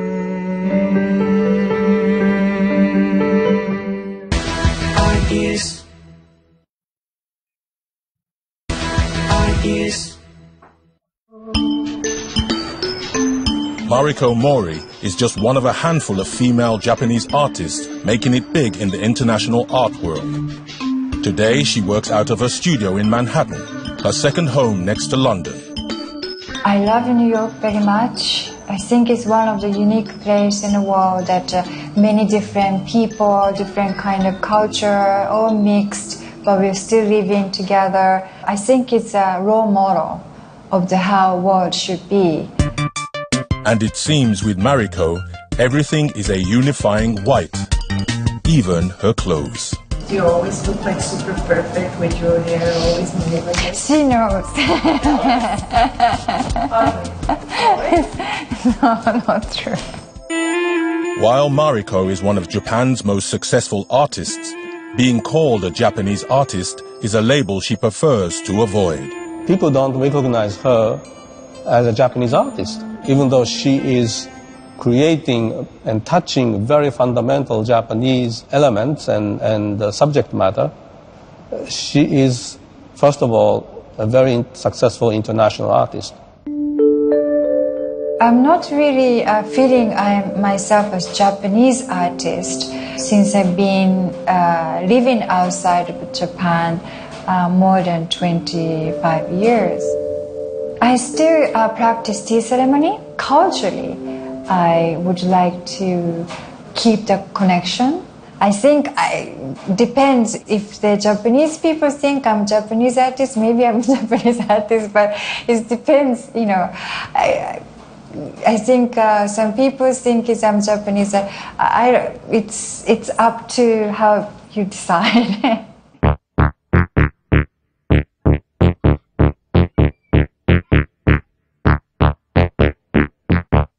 I guess I used to like very much Astro Boy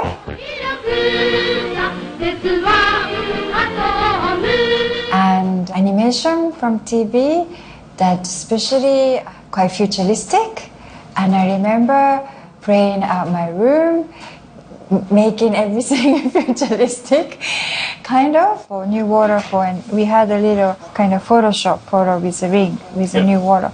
Technology was quite important element in my work because certain ideas were really require certain technologies to produce. So sometimes I collaborate with engineer, and engineer developed new technology in order to produce the work. But I believe this is like human history. We've been using technology to extend our vocabulary and also extend our mind of the possibility. One of her most astounding pieces is Tom Na-Hugh. Mariko collaborated with Tokyo's leading space observatory. Based on the type of particle the observatory detects in space, the sculpture changes color in real time. I saw it for the first time in London, and probably I stayed there almost an hour. It's a single piece, but it just continued to emit different light out from within, and it is to me almost like birth of a human being. At the same time, it is the birth of the universe. I don't know what it is, but it's totally new experience. I think her importance really revolves around her ability to create a total environment. Well, I know that some people have felt that the technology overrides anything else that she might be trying to achieve. And I would say that there's probably a fair degree of truth to that. On the other hand, I think her use of technology is, again, it's another tool that an artist would use. We live in the modern world. We use the resources around us. So I don't see that as a negative aspect. In March this year, Mariko continued her interest in space and the universe with a new series of sculptures called Cyclicscape. The exhibition Cyclicscape were based on the idea of cyclic model of universe by Professor Paul Steinhardt from Princeton University. I was very inspired by the idea that this theory of the physics showing that even universe has kind of followed the cyclic model of life cycle, which is very interesting.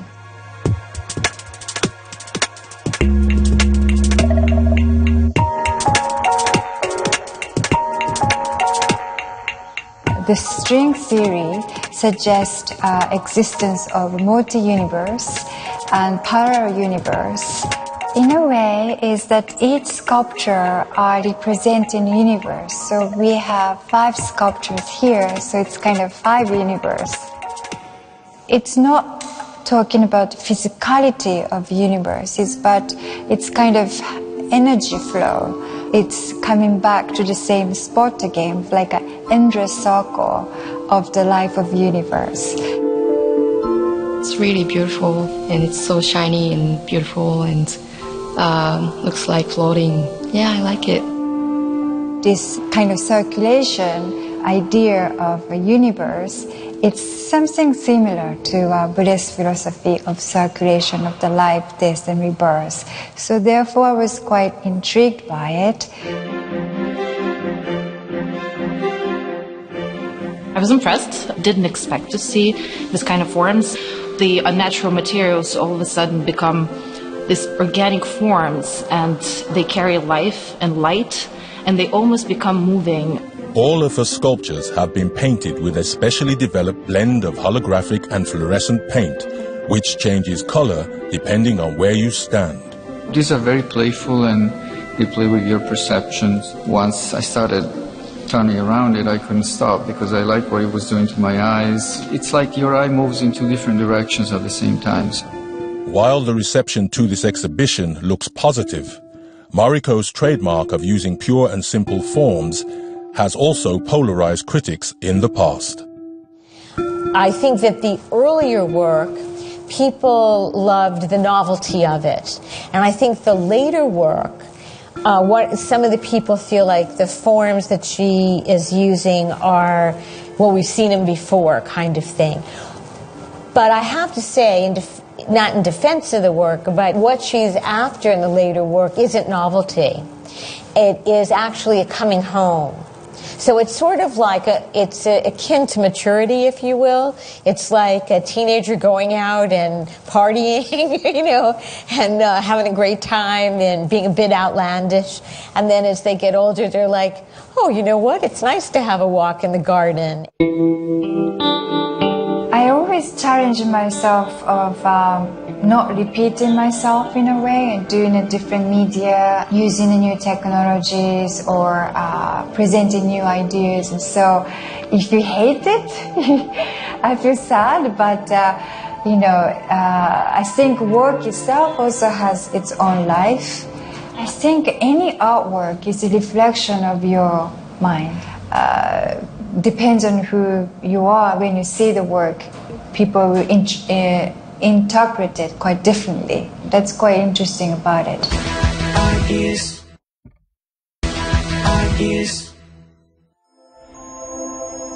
In 2010, Mariko kick-started an ambitious plan to take her art out of museums and into nature. Under her own non-profit organization, Mariko is planning to build a series of permanent monuments around the world, one per continent. The idea is to honor nature. The tradition from our remote ancestors, we are always honoring nature. and producing some monuments. So I thought that was importance for contemporary society to kind of acknowledge the importance of nature and once again to be connected with nature. The first of a series is Primal Rhythm on Japan's Miyako Island, a two-piece installation consisting of the sun pillar and the moonstone. So I kind of visited Miyako Island, and then I discovered such a beauty, the landscape, but it's also under the sea, all the beautiful corals, healthy and pristine. I was just so shocked, and I never seen anything like it, and really feel it's a really treasure on the earth that many people don't know how beautiful it is. And when I look at it, you know, we also part of that, so we must be beautiful too in a way. The sun pillar was installed in 2011. The moonstone will join it in 2020, embedded with technology that will allow it to change color according to the tide. The sun pillar, it's a layered acrylic, and it's a material used for aquarium. So it's a salt, water resistant and sun ray resistant. The structural design of that, it will last 1,000 years. When the winter solstice sun goes down, the sun pillar casts shadow onto the little bay where the moonstone will be floating. It's kind of like a marriage between sun and moon, and it's kind of like a symbolic of the rebirth. And in Japanese art in particular, there's a very strong tie to nature. And the challenge, I think, for an artist like Mori is to bring this nature together with modern technology. She's been able to bring those two important yet almost seemingly diametrically opposed points of view. I think that is really where importance lies. Currently, Mariko is working on a second installation, Ring, to be installed next year on a waterfall in Rio, Brazil. Like most of her works, Ring is a team effort. The ring will be honoring a waterfall, and it will be kind of a unification of the 5 rings of Olympic. As you know, that it will be an Olympic game in 2016 in Rio. I really like to kind of bring attention to the oneness consciousness, that we are all one and sharing the one planet. So this ring is oneness ring, uniting humanity of the world. So this is a model. So when the light is hitting, it's kind of this color. When it will change, you see the difference, like kind of more gold.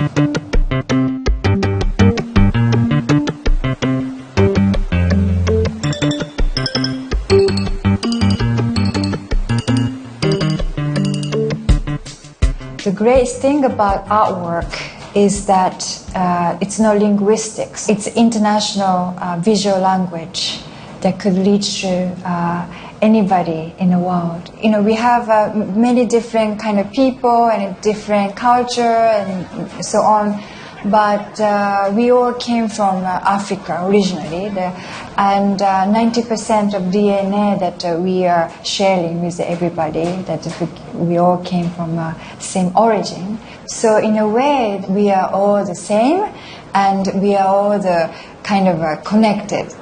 Art is something that challenges people, encourages, and sometimes even make people cry or angry. Rarely Mariko's work make people angry. Her work brings people into a deep meditation often, and led to thinking oneself. What is us? What is humans? What is life? What is universe? What is our society? And that is the fundamental key elements constituting a great art. My wish is that the power of art, it's really expanding. And I see it quite well when I delivering artwork in remote places, reaching out to the local people. Like, for example, one story is that one fisherman I met at the site of Sun Pillar, I was taking picture, and then he said, I can take you over there. And then I went onto his boat, and he was showing me the Sun Pillar, and he was very proud to show me and how great it is. And he said, you have to see when the sun comes down, like, really explain it. So I realized, okay, it's, the power of art is really reaching out to many people. And so it's pity to just close it inside a museum. So I feel in the future is that art can make a connection to many different, people in the world, and it become maybe full of art, and that's I hope.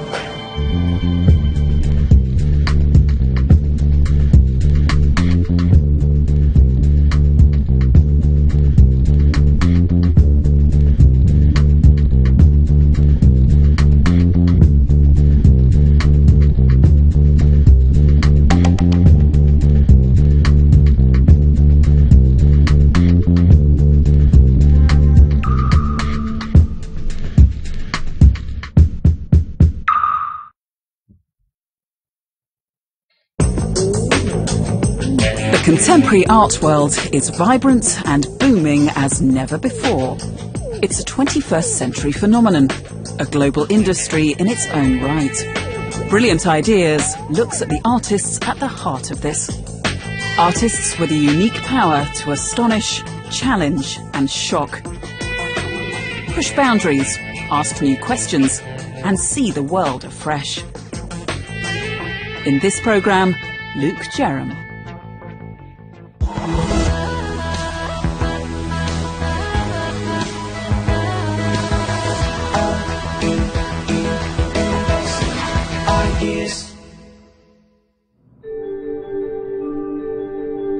Luke Jerram is probably the most famous artist you've never heard of. Working mainly in sculpture and large-scale installation, his work has been seen by millions of people across the globe.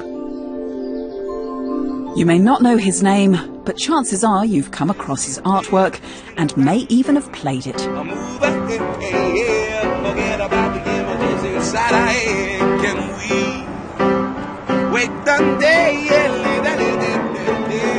Some of the art projects I make are quite fun. They have a sort of playful element to them. But actually, within my practice as an artist, there's multiple narratives and different strands that have been developing over a number of years. So some of my art projects involve science and engineering and perception, and others involve sort of music and an interest in sound and a sort of playful public engagement aspect to them as well. I think he's a unique visionary. I think he always comes up with new ideas. Luke's practice is about perception and human perception. He creates really interesting and engaging artworks that kind of communicate with audiences on many different levels. He is able to take, if you like, sometimes obvious things, but use them in very new and very effective ways. As an artist, I'm quite happy to apply my creativity to anything, really. And by working with specialists, whether it's an engineer or a composer or a glass blower, it means that anything's possible.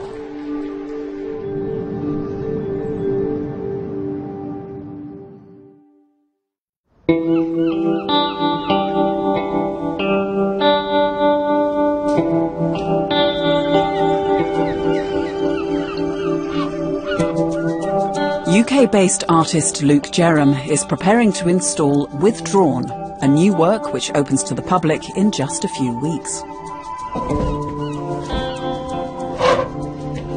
You coming on?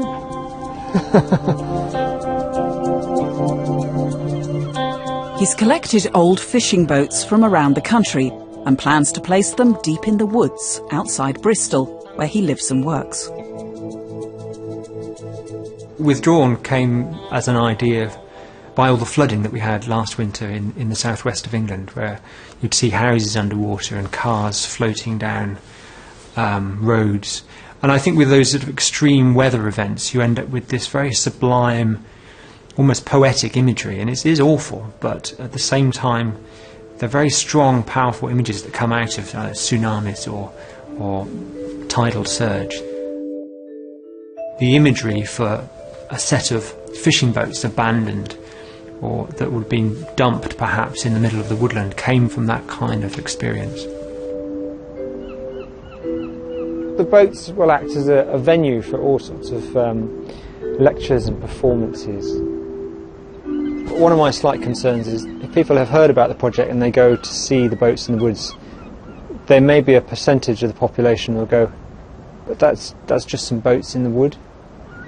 You know, so there's that sort of sense of self-doubt about it. I mean, we've got all these series of events on anyway, but it's at what point do you start making artwork for other people? You know, what I try and do with all my artworks is try and have sort of different points of entry, so that, you know, a 4-year-old child will be able to appreciate and explore this installation in one way, but a marine biologist will think about it in another, and an art curator will think about it in another, so that there's enough there for everybody, really.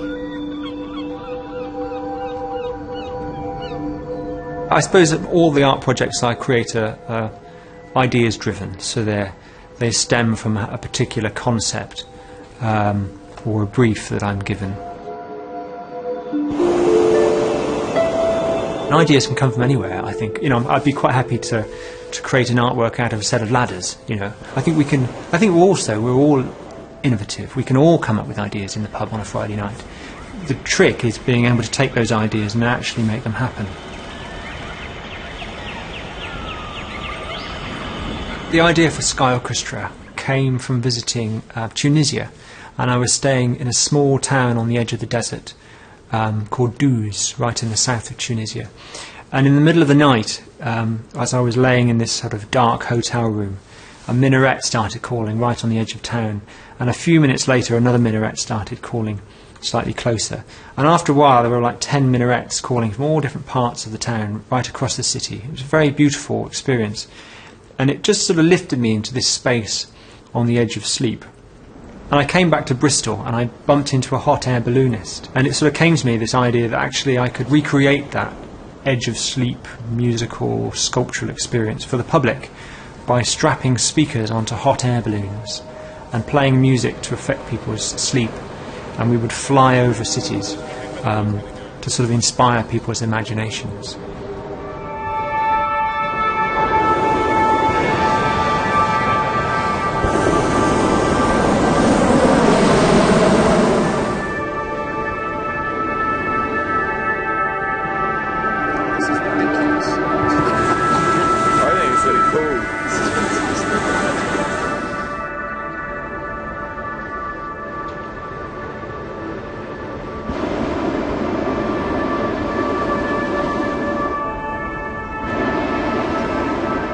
That was probably the first artwork that I made where I realised that actually, instead of inviting the public to come into a museum or an opera house or a theatre, that actually we can deliver an artistic experience to people's own homes and their own communities. But Luke didn't stop at the artistic experience. He wanted to go deeper. So he contacted an expert on the science of sleep. Luke has an interest in consciousness, which again with my sort of psychology background that feeds in. So we were trying to look at what would be the impact of these sounds and how could we maximise, if you like, the pleasant effect of the sounds in terms of people's dream and waking experience.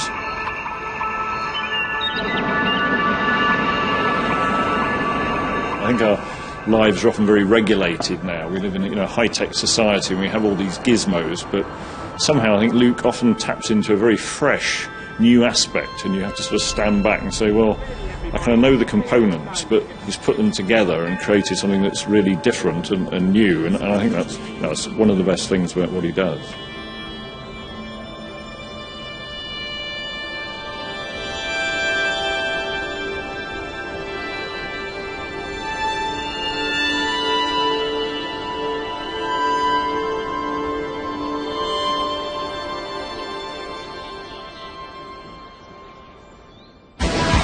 Ideas.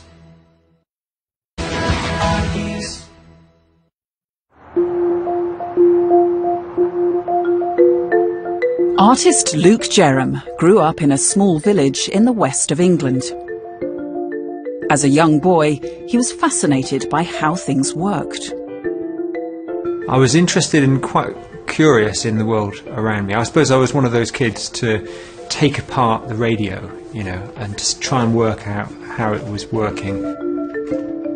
I've always had a fascination for perception and how we see the world because I'm colourblind, which actually means that, my paintings are really awful to begin with. But I suppose that colourblindness has given me a natural interest in visual perception.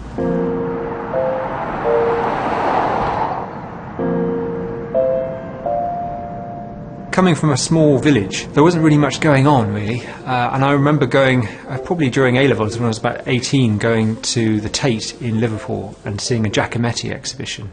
And there was a little moment of sort of a spark that occurred that I was somehow fascinated. The sculptures that looked ordinary, sort of figurative sculptures from one angle, and then when you look at the artwork from the front, you realise that the sculpture's incredibly thin. These minute, sort of thin figures. So they were playing with perception, I suppose, but there was something there that sort of caught my imagination. Years later, Luke would apply that same fascination to a sculpture of his own. I made Maya through my concern for my daughter's upbringing, perhaps in this digital age that we're in. We all seem to be fused to our little gadgets, our mobile phones that we hold in front of us. So she's there holding and engrossed in her mobile phone, standing on the train station.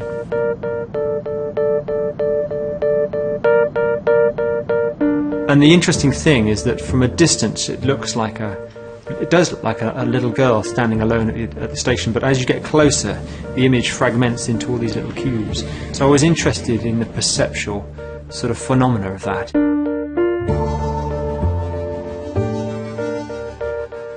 We actually scanned my daughter with an Xbox and took that 3D model and pixelated it. And then the entire artwork was made by waterjet cutting layers and layers of aluminium and sticking all those together. We then spent a month putting on little stickers, all the different squares. My wife came over and saw the artwork and said, well, you can't use that. And because I'm colourblind, I'd been putting on the odd green sticker. So I had to take off all the green stickers and I got technicians to do the job properly. But the artwork is now in Bristol Temple Mead Station.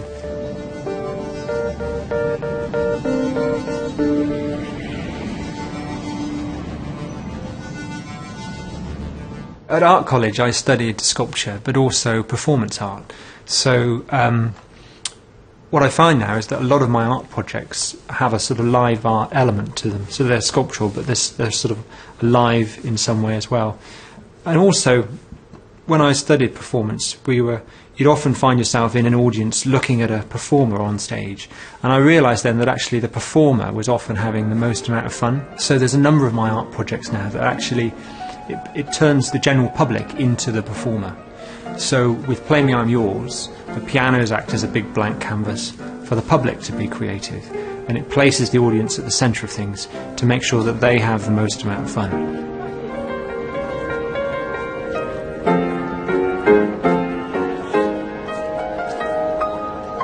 Play Me I'm Yours came from visiting a laundrette where I'd see the same people there every weekend, sort of washing their clothes, but no one was talking to one another. So I realised then in a city there must be all these invisible communities right across a city, people perhaps waiting for a bus together every day or waiting for a train, and they'd recognise each other but they wouldn't talk. So I thought by putting a piano into that location it would act as a catalyst for conversation to get people talking to one another. And in 2007 I installed 15 pianos across Birmingham as part of an art project. And the idea seemed to sort of capture people's imaginations somehow. So the pianos are left on the street for the public to play for 2 or 3 weeks. Each piano's got the words "Play Me I'm Yours" on it, so that's an invitation for the public to sit down and engage with it, to say, look, these pianos are are here for you to sit down and engage with. After the success of his first pianos in Birmingham, Luke took his idea to the world, and it soon became a global phenomenon.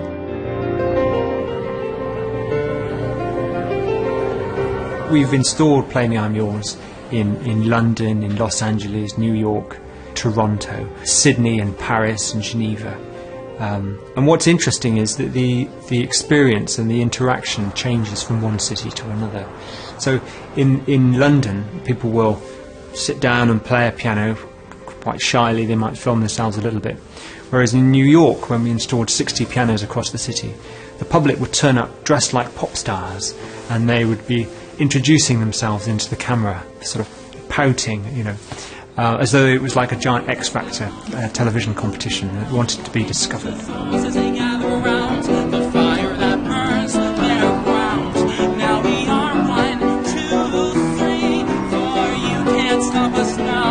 He really genuinely wants to engage people through art with new experiences and questions about the world that we live in. I think often art is kind of seen as a bit sort of distant and a bit aloof and a bit separate from ordinary people, but something which actually engages and creates a conversation and makes you think again about the urban space you live in. I mean, for me, that's something to be applauded. By the end of this year, we'll have installed more than 1,500 pianos in about 50 cities right across the globe. More than 10 million people will have played the pianos over the time. And they've really kind of connected people. In Sao Paulo, we put a piano in a train station, and I came across a mother and a daughter, and it turns out the mother had worked as a cleaner for 4 years to be able to send her daughter to piano lessons on the other side of the city. But a piano in Sao Paulo costs about a year's wage, so after working as a cleaner for 4 years, she'd never actually heard or saw her daughter play the piano. And they came across this piano, and the daughter sat down and played beautiful music for her mother, who burst out into tears. You know, it was a really wonderful thing to witness. And with that art project, you know, we've reached so many thousands of people around the world, and it's really kind of connected and changed a lot of people's lives. So I'm quite proud of that.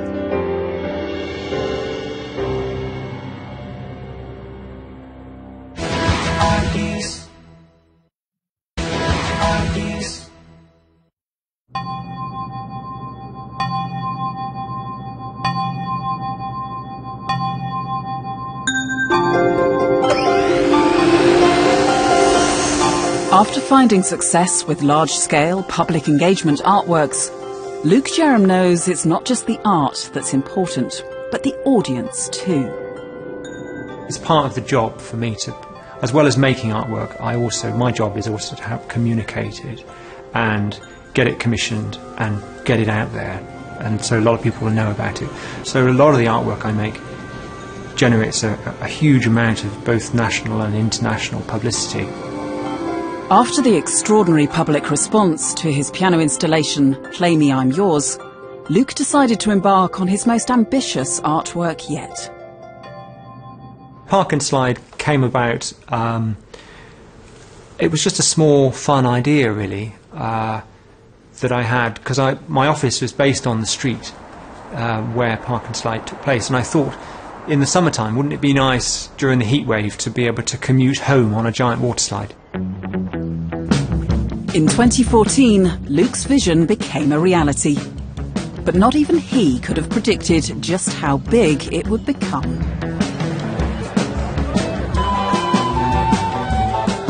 On the day, we ended up with 60,000 people turning up to watch the slide, but also hundreds of journalists, and it led to about 500 news articles that reached more than 1 billion people around the world.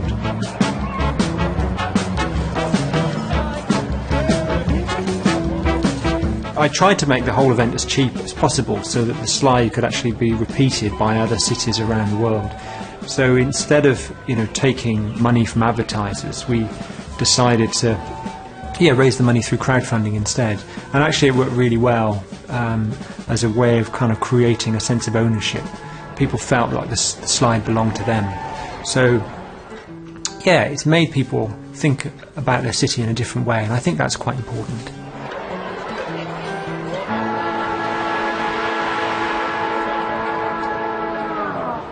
I think each artwork that I make sort of expresses a different side of my personality, I suppose. So some of the artworks I make are quite generous. It's a gift, you know, to a community. Whereas others are perhaps an expression of my interest in science or visual perception.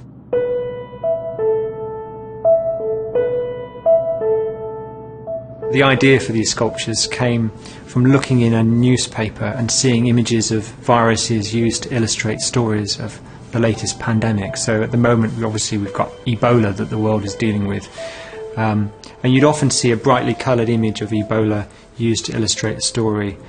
But I realised quite quickly through doing a little bit of research that actually viruses don't have any colour, that they're actually smaller than the wavelength of light. So about 10 years ago I made a small glass sculpture of HIV as something to contemplate and think about. And people seemed to like it. It was bought by a museum. And now it's led to this massive body of glass microbiology artwork that is presented in museums all around the world.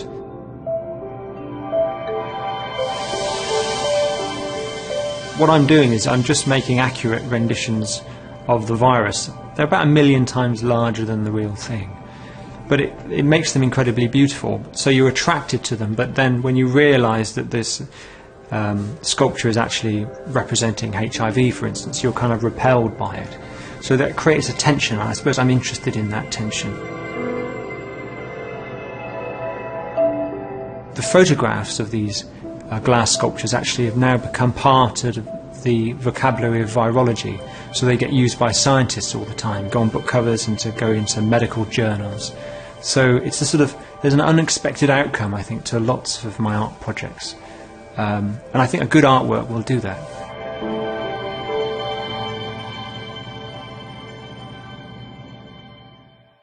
As an artist at the moment, I'm managing about 16 different art projects with that I'm developing concurrently. And they all have their own time scale. It's a bit stressful at times, but generally I have a lot of fun.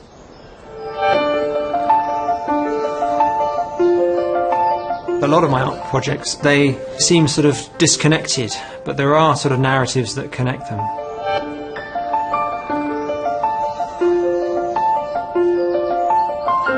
Today, Luke is installing his latest artwork, Withdrawn. He's gone back to his roots and created a large-scale installation that he hopes will spark the public's imagination. I'm interested in the whole experience of an artwork. So for some people, the journey towards this artwork will start when they hear about it in the newspaper and they decide to go with their kids. And now they might drive up or they'll cycle up to the car park, and then there'll be a walk into the woods to get here to discover it with their kids.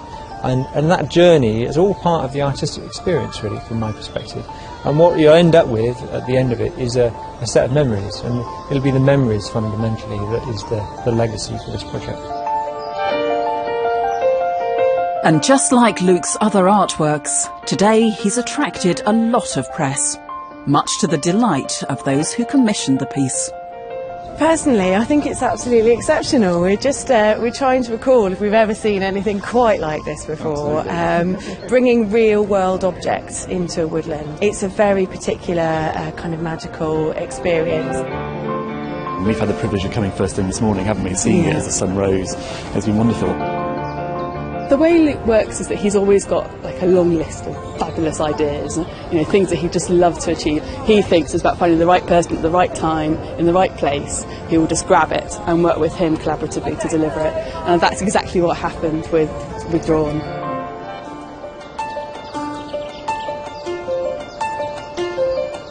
I feel like I've just learned how to be an artist, I suppose, and I'm sort of beginning to sort of open my wings, spread my wings and get a sense of what I'm capable of doing. To create artwork, it doesn't have to be huge and large scale. You can do sort of outrageous, innovative, groundbreaking artwork on an artwork that's as big as your hand. So it's not always about scale or complexity. It can just be about simple ideas that can change the world.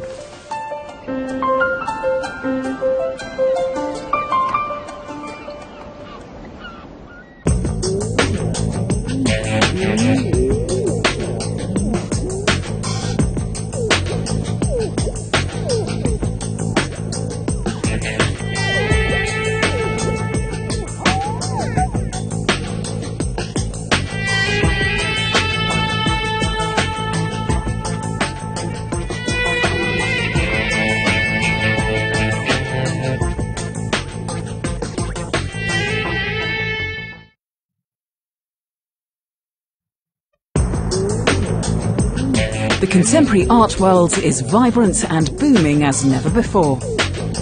It's a 21st century phenomenon, a global industry in its own right. Brilliant Ideas looks at the artists at the heart of this. Artists with unique power to astonish, challenge and surprise.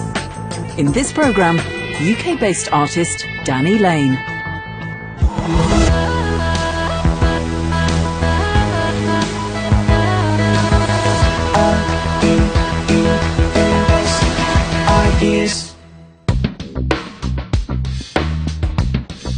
Danny Lane is an American artist working out of a large studio in West London.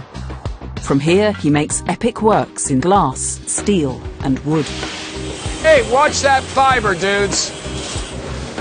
Danny's work is elusive. He deploys not only tricks of the eye and tricks of light, but tricks of the imagination. As he shuns fame and the limelight, you're unlikely to know who he is. Danny doesn't have an army of PR people or even a gallery to represent him. He's a maverick who rarely does media. Danny is not really interested in the commercial world. He's interested in challenges. So he would be interested in a challenge for a very large-scale sculpture, not for what it brings to him as far as fame or money. Despite his low profile, Danny's works are high in demand, his sculptures influential in art and design, and he has a unique approach to life, as we'll discover. Danny for me is larger than life. He's a character that works on a massive scale, but also on a really intimate scale. I think he's creatively intriguing, and I think he's technically pioneering. He is a very important sculptor. I don't really know anybody else who works quite like him. I always work live, drawing with the material. Let's get a little coffee here. However, the essence and all of the thought comes from the free-drawn approach. I have to have a pencil in my hand in order to have an idea. And it's important to explore one's own darker territory. Just working in and around this new thing of these shards of glass. I've used this sort of image of a face, an eye, with some radiation coming from it. I have always worked on what I'd call an easel technique of putting a piece on the wall. Somebody who comes from drawing and painting is very familiar with. I believe it was Krishnamurti's quote, "If you see the Buddha on the road, kill him." Because if it looks like something I've seen before, well, there's no point in discovering penicillin twice. Danny was born in Urbana, Illinois, but travelled around the States with his scientist father and art historian mother, spending a formative part of his childhood in New York City. We used to spend a lot of time sitting on the steps of Soho at late-night parties that our parents were going to, full of artists. It was a beautiful time. You'd see Jimi Hendrix walking down the street, Bob Dylan and Joan Baez having their debut performances around the corner. New York was very free and open-spirited. As a child, we'd just take the subway all over the city. I would go to art classes at the Museum of Modern Art and make small sculptures. It was so full of life. I mean, it was a real renaissance in American culture. Probably never to happen again. I dropped out of school at an early age, had quite a good life in the counterculture, traveling across the United States, great experience of being arrested, and as a 14-year-old, I used to be out on the street leafleting to protest the war at numerous times, going to all of these big protests in Washington. One of the most important parts of my development were the last 4 or 5 years that I lived in the United States. And that's really what drove me to the UK. Danny sought a new direction and purpose. He was drawn to England at the start of the punk era. Mid-70s was a period in England that was very interesting. You do have to bang people over the head to shake the truth up. And I think we need our bad boys. I think we need our rebels. I'm missing the rebels. Nowadays, it's horrendous. It's a nanny state. What's that going to get us? I think the risks are healthy. The counterculture was all the rage, but what drew Danny to England was the art of stained glass windows. I intuitively became fascinated with glass. You see a harmony between all of the architecture, the sculpture, the glass. Everything had a tremendous craft, art, and design value. His tutor was world-renowned stained glass artist Patrick Wrenchen, whose work featured in the rebuild of Coventry Cathedral. A true Renaissance man. I'd say he's the only person remaining who is a genuine medieval stained glass artist. The technical processes in making stained glass are extremely archaic. They're 10th century. And Patrick, who saw me struggling with this, said, Danny, this process, if you can in any way engineer things so that you can just go to art college and study painting, study drawing, this will change your life. And all I did throughout art college was draw, and paint. But primarily drawing became the most important thing to me. This fine art approach would stay with Danny and would shape his work to come. Ideas.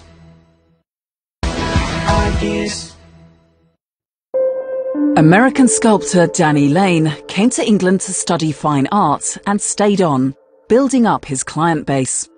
His passion for glass would never leave him. It's a material that endlessly fascinates him. Danny was now on his way to becoming one of the most distinctive artists working in glass sculpture.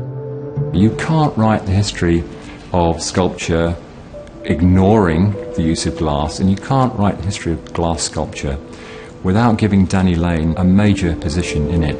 He has the ambition of a Renaissance virtuoso. That's clear in all of his work, and in the sheer inventiveness and versatility. That will make his work last. Risk is part of life. It's what brings a human being to attention. Fear is not just fear. It brings all of your focus into one place.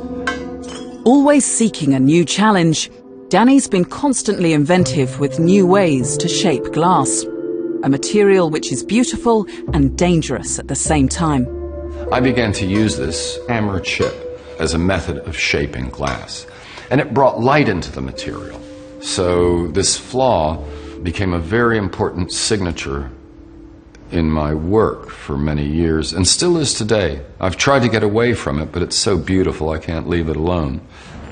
Something that has prismatic shape and organic, there's just no way to form something like that. The material itself is the drawing. So.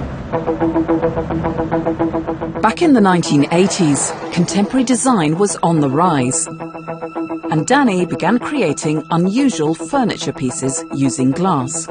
Well, I produced a number of objects, glass chairs, which nobody had seen before. These were more sculptures of chairs, something that you would buy as a symbolic piece. And these things began to get seen, and that was the time when the public first really began to see my work.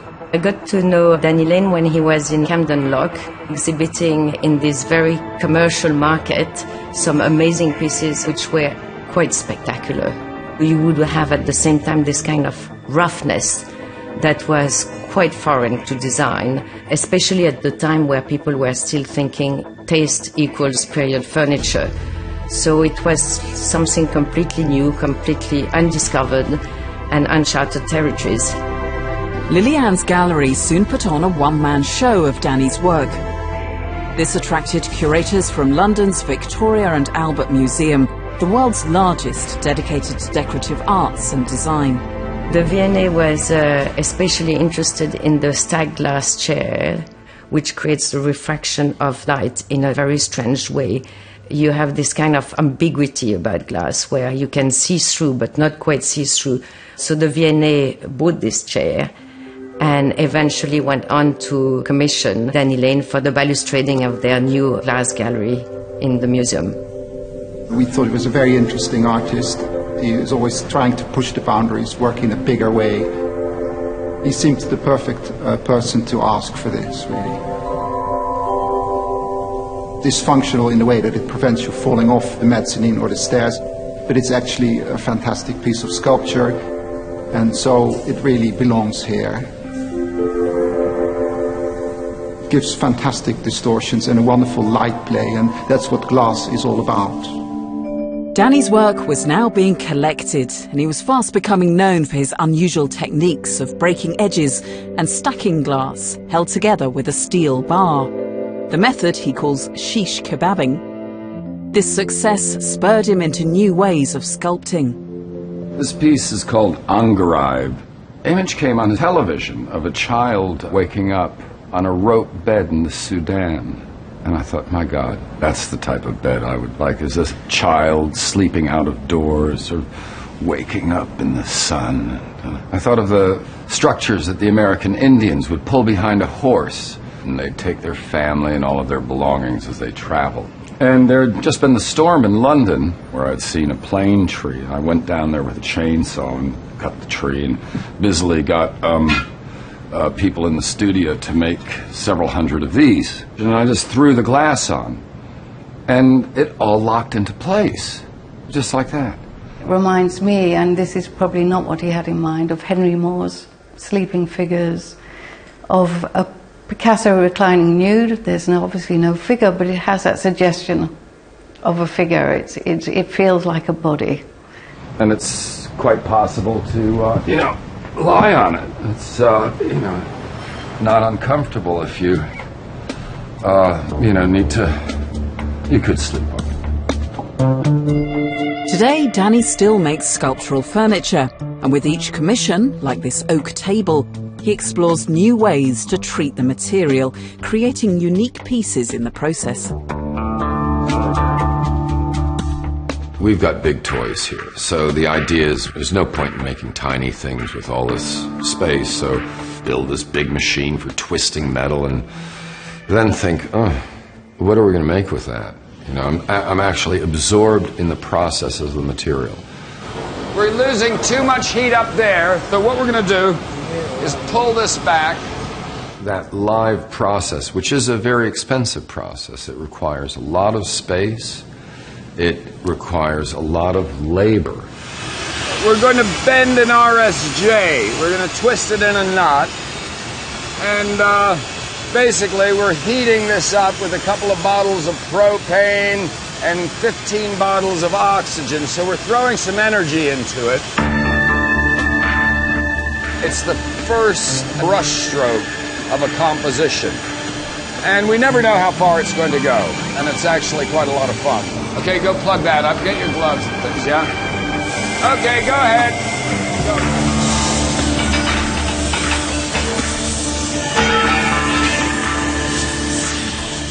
Danny's nicely chaotic.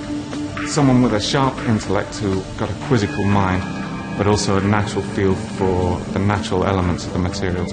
He's got a slightly warped mind which twists these things as well, so it's never quite as pure as, say, a craftsman's approach, but it's crafty art. One more! Michael, we're going to level out and then hook. Very few artists still do their own work. Danny still does everything himself. He's lucky, because if not, he would have to give the work out to some foundry or something like this. There are not many people who are doing that. People should understand that. It's really made by Danny. Go until you can't go no more. Hey, watch that fiber, dudes. Danny's constant need to experiment means he's always looking for bigger challenges. He's been commissioned to make huge public art around the world. Danny's individual approach means he continues to be highly sought after by both private clients and giant corporations for creative architectural sculpture. Quite a piece of bending, isn't it? Who's going to do the ceremonial piss on it? Most clients come to me because that live energy, by tolerating that in the design process, we have to establish a trust. I trust them, they trust me. And then we'll go for this tremendous adventure.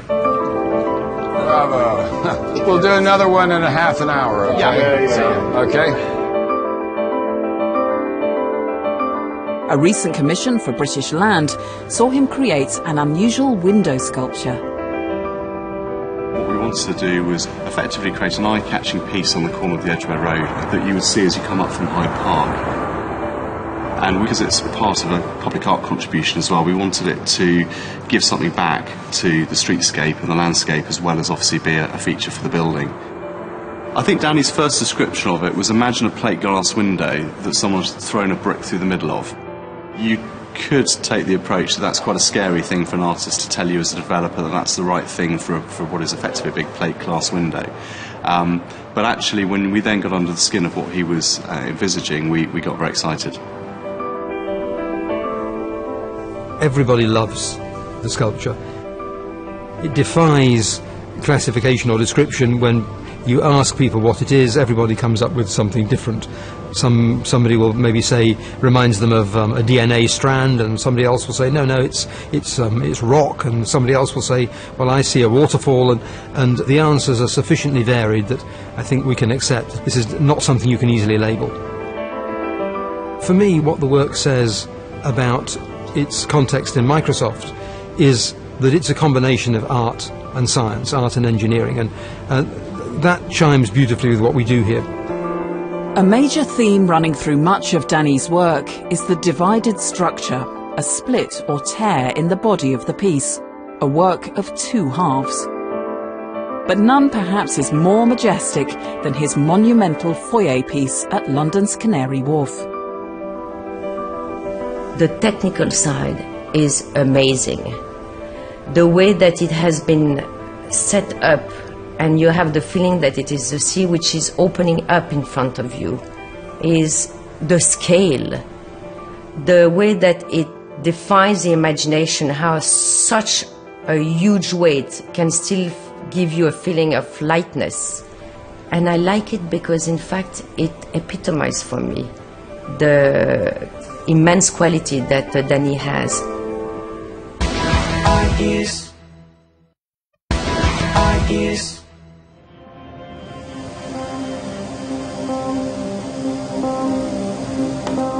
Danny Lane may not be a household name, but he's a highly sought after and collected sculptor. He's produced large-scale public artworks and been displayed in London's Victoria and Albert Museum. But the real motivation for Danny is the urge to experiment and take creative risks. You know, this whole process is very beautiful. However, now I've gotten to a point where I also just want to make pieces. If you're just eating one type of food all the time, you start to long for another type. Only now am I really entertaining the idea of exhibiting and doing shows in galleries. I want to go back into the materials and let the ideas flow. And what I've got here in the studio now are the beginnings of this new work. Yeah, it's all probably necessary because this plaster gives off a phenomenal amount of dust. It's like sandblasting. I'm moving into a thing of cutting into these rough materials, and instead of using plaster to cast and print a shape, I think live into the material. Danny's new direction involves experimenting with a series of entirely new sculptural works aimed for possible exhibition. These are uncommissioned, so Danny has complete freedom over both the process and the end product. Enables a spontaneity which gives the object life, gives it its aura, gives it its whole sense of being. That to me is fresh. Danny forces you to try out different angles, different points of view. So it's a very, very active, very physical relationship with sculpture. We'll take large chunks of glass, arrange them on this piece of plaster, put them into the kiln, and melt it. And all of these shapes will be made in positive form in the glass. It's quite an adventure. It's something entirely new that, for me, and therefore I'm quite excited about it. It's very interesting. Stacks of glass are placed over the relief before entering the kiln to melt into the plaster. Hey, how do you turn this thing on? It takes 20 hours of slow melting, then 2 whole weeks to cool down, before Danny and his team can check whether it's been a successful cast. It's the slow coach. Let's see what we've got in here. Looking good. It's not cracked. What do you think? So we can just stack the steel. But we didn't get as many bubbles as I would have expected. It's the first time we've done this, so...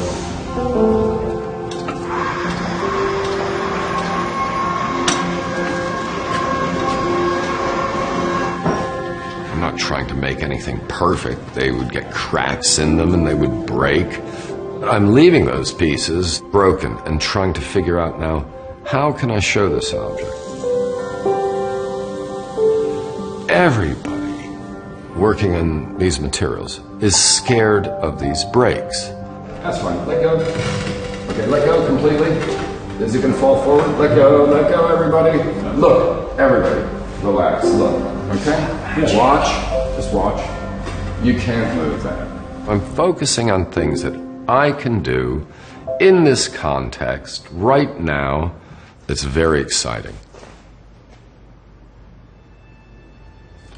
The combination of these deeply carved shapes and the actual relief, the undercuts, it's very harmonic because it was done gestually. These strange little fingers, all in relief. And the way the radius catches the light, the glass, in fact, almost has a grain to it, like timber or something. It has a nice reference with very ancient traditions of stone carving. There's a lot to look at it. The Maya keeps moving around. It's quite Baroque, in fact. It's a real surprise, and the fact that it is a surprise is a great relief and quite pleasing to me, because really the better works happen despite oneself. It's a very good step in this new direction for these new pieces. So it's very successful, and now we can go ahead and apply it to different types of glass. Respect of the unknown. It's a healthy thing. It feels good. And that exploration that an artist pursues is the same thing as what a scientist does. And when we discover something, we can bring it back from where we found it and show it to the world. And hopefully that's of value.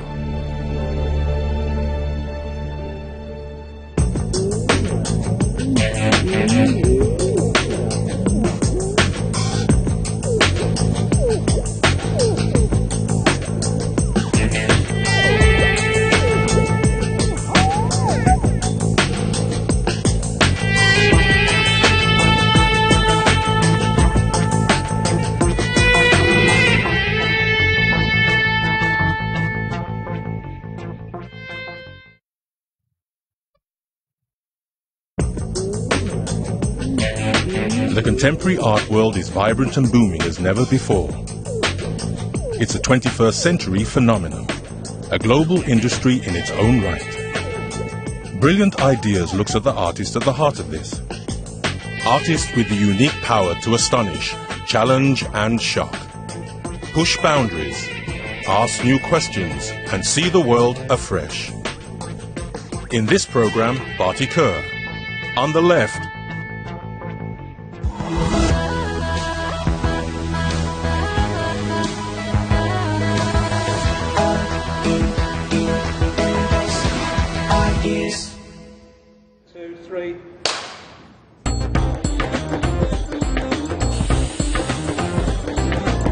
foreign-born of Indian parents, Bharti Kaur was brought up amongst the public schools and private estates of an archetypal English suburb.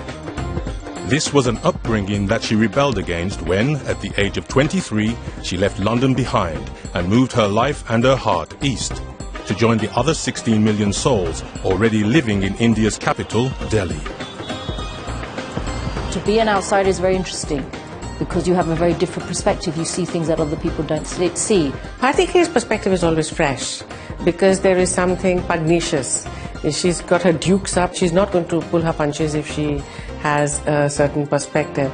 Ever since her arrival, she has been wowing the art world with her ever so slightly outsider-looking in, somewhat skewed perspective on life in India and beyond. She represents one of the best contemporary artists of India of today's times. A classically trained painter, Bharti's body of work expanded to include sculptures and installations which challenge cultural and social taboos, as Bharti is only too happy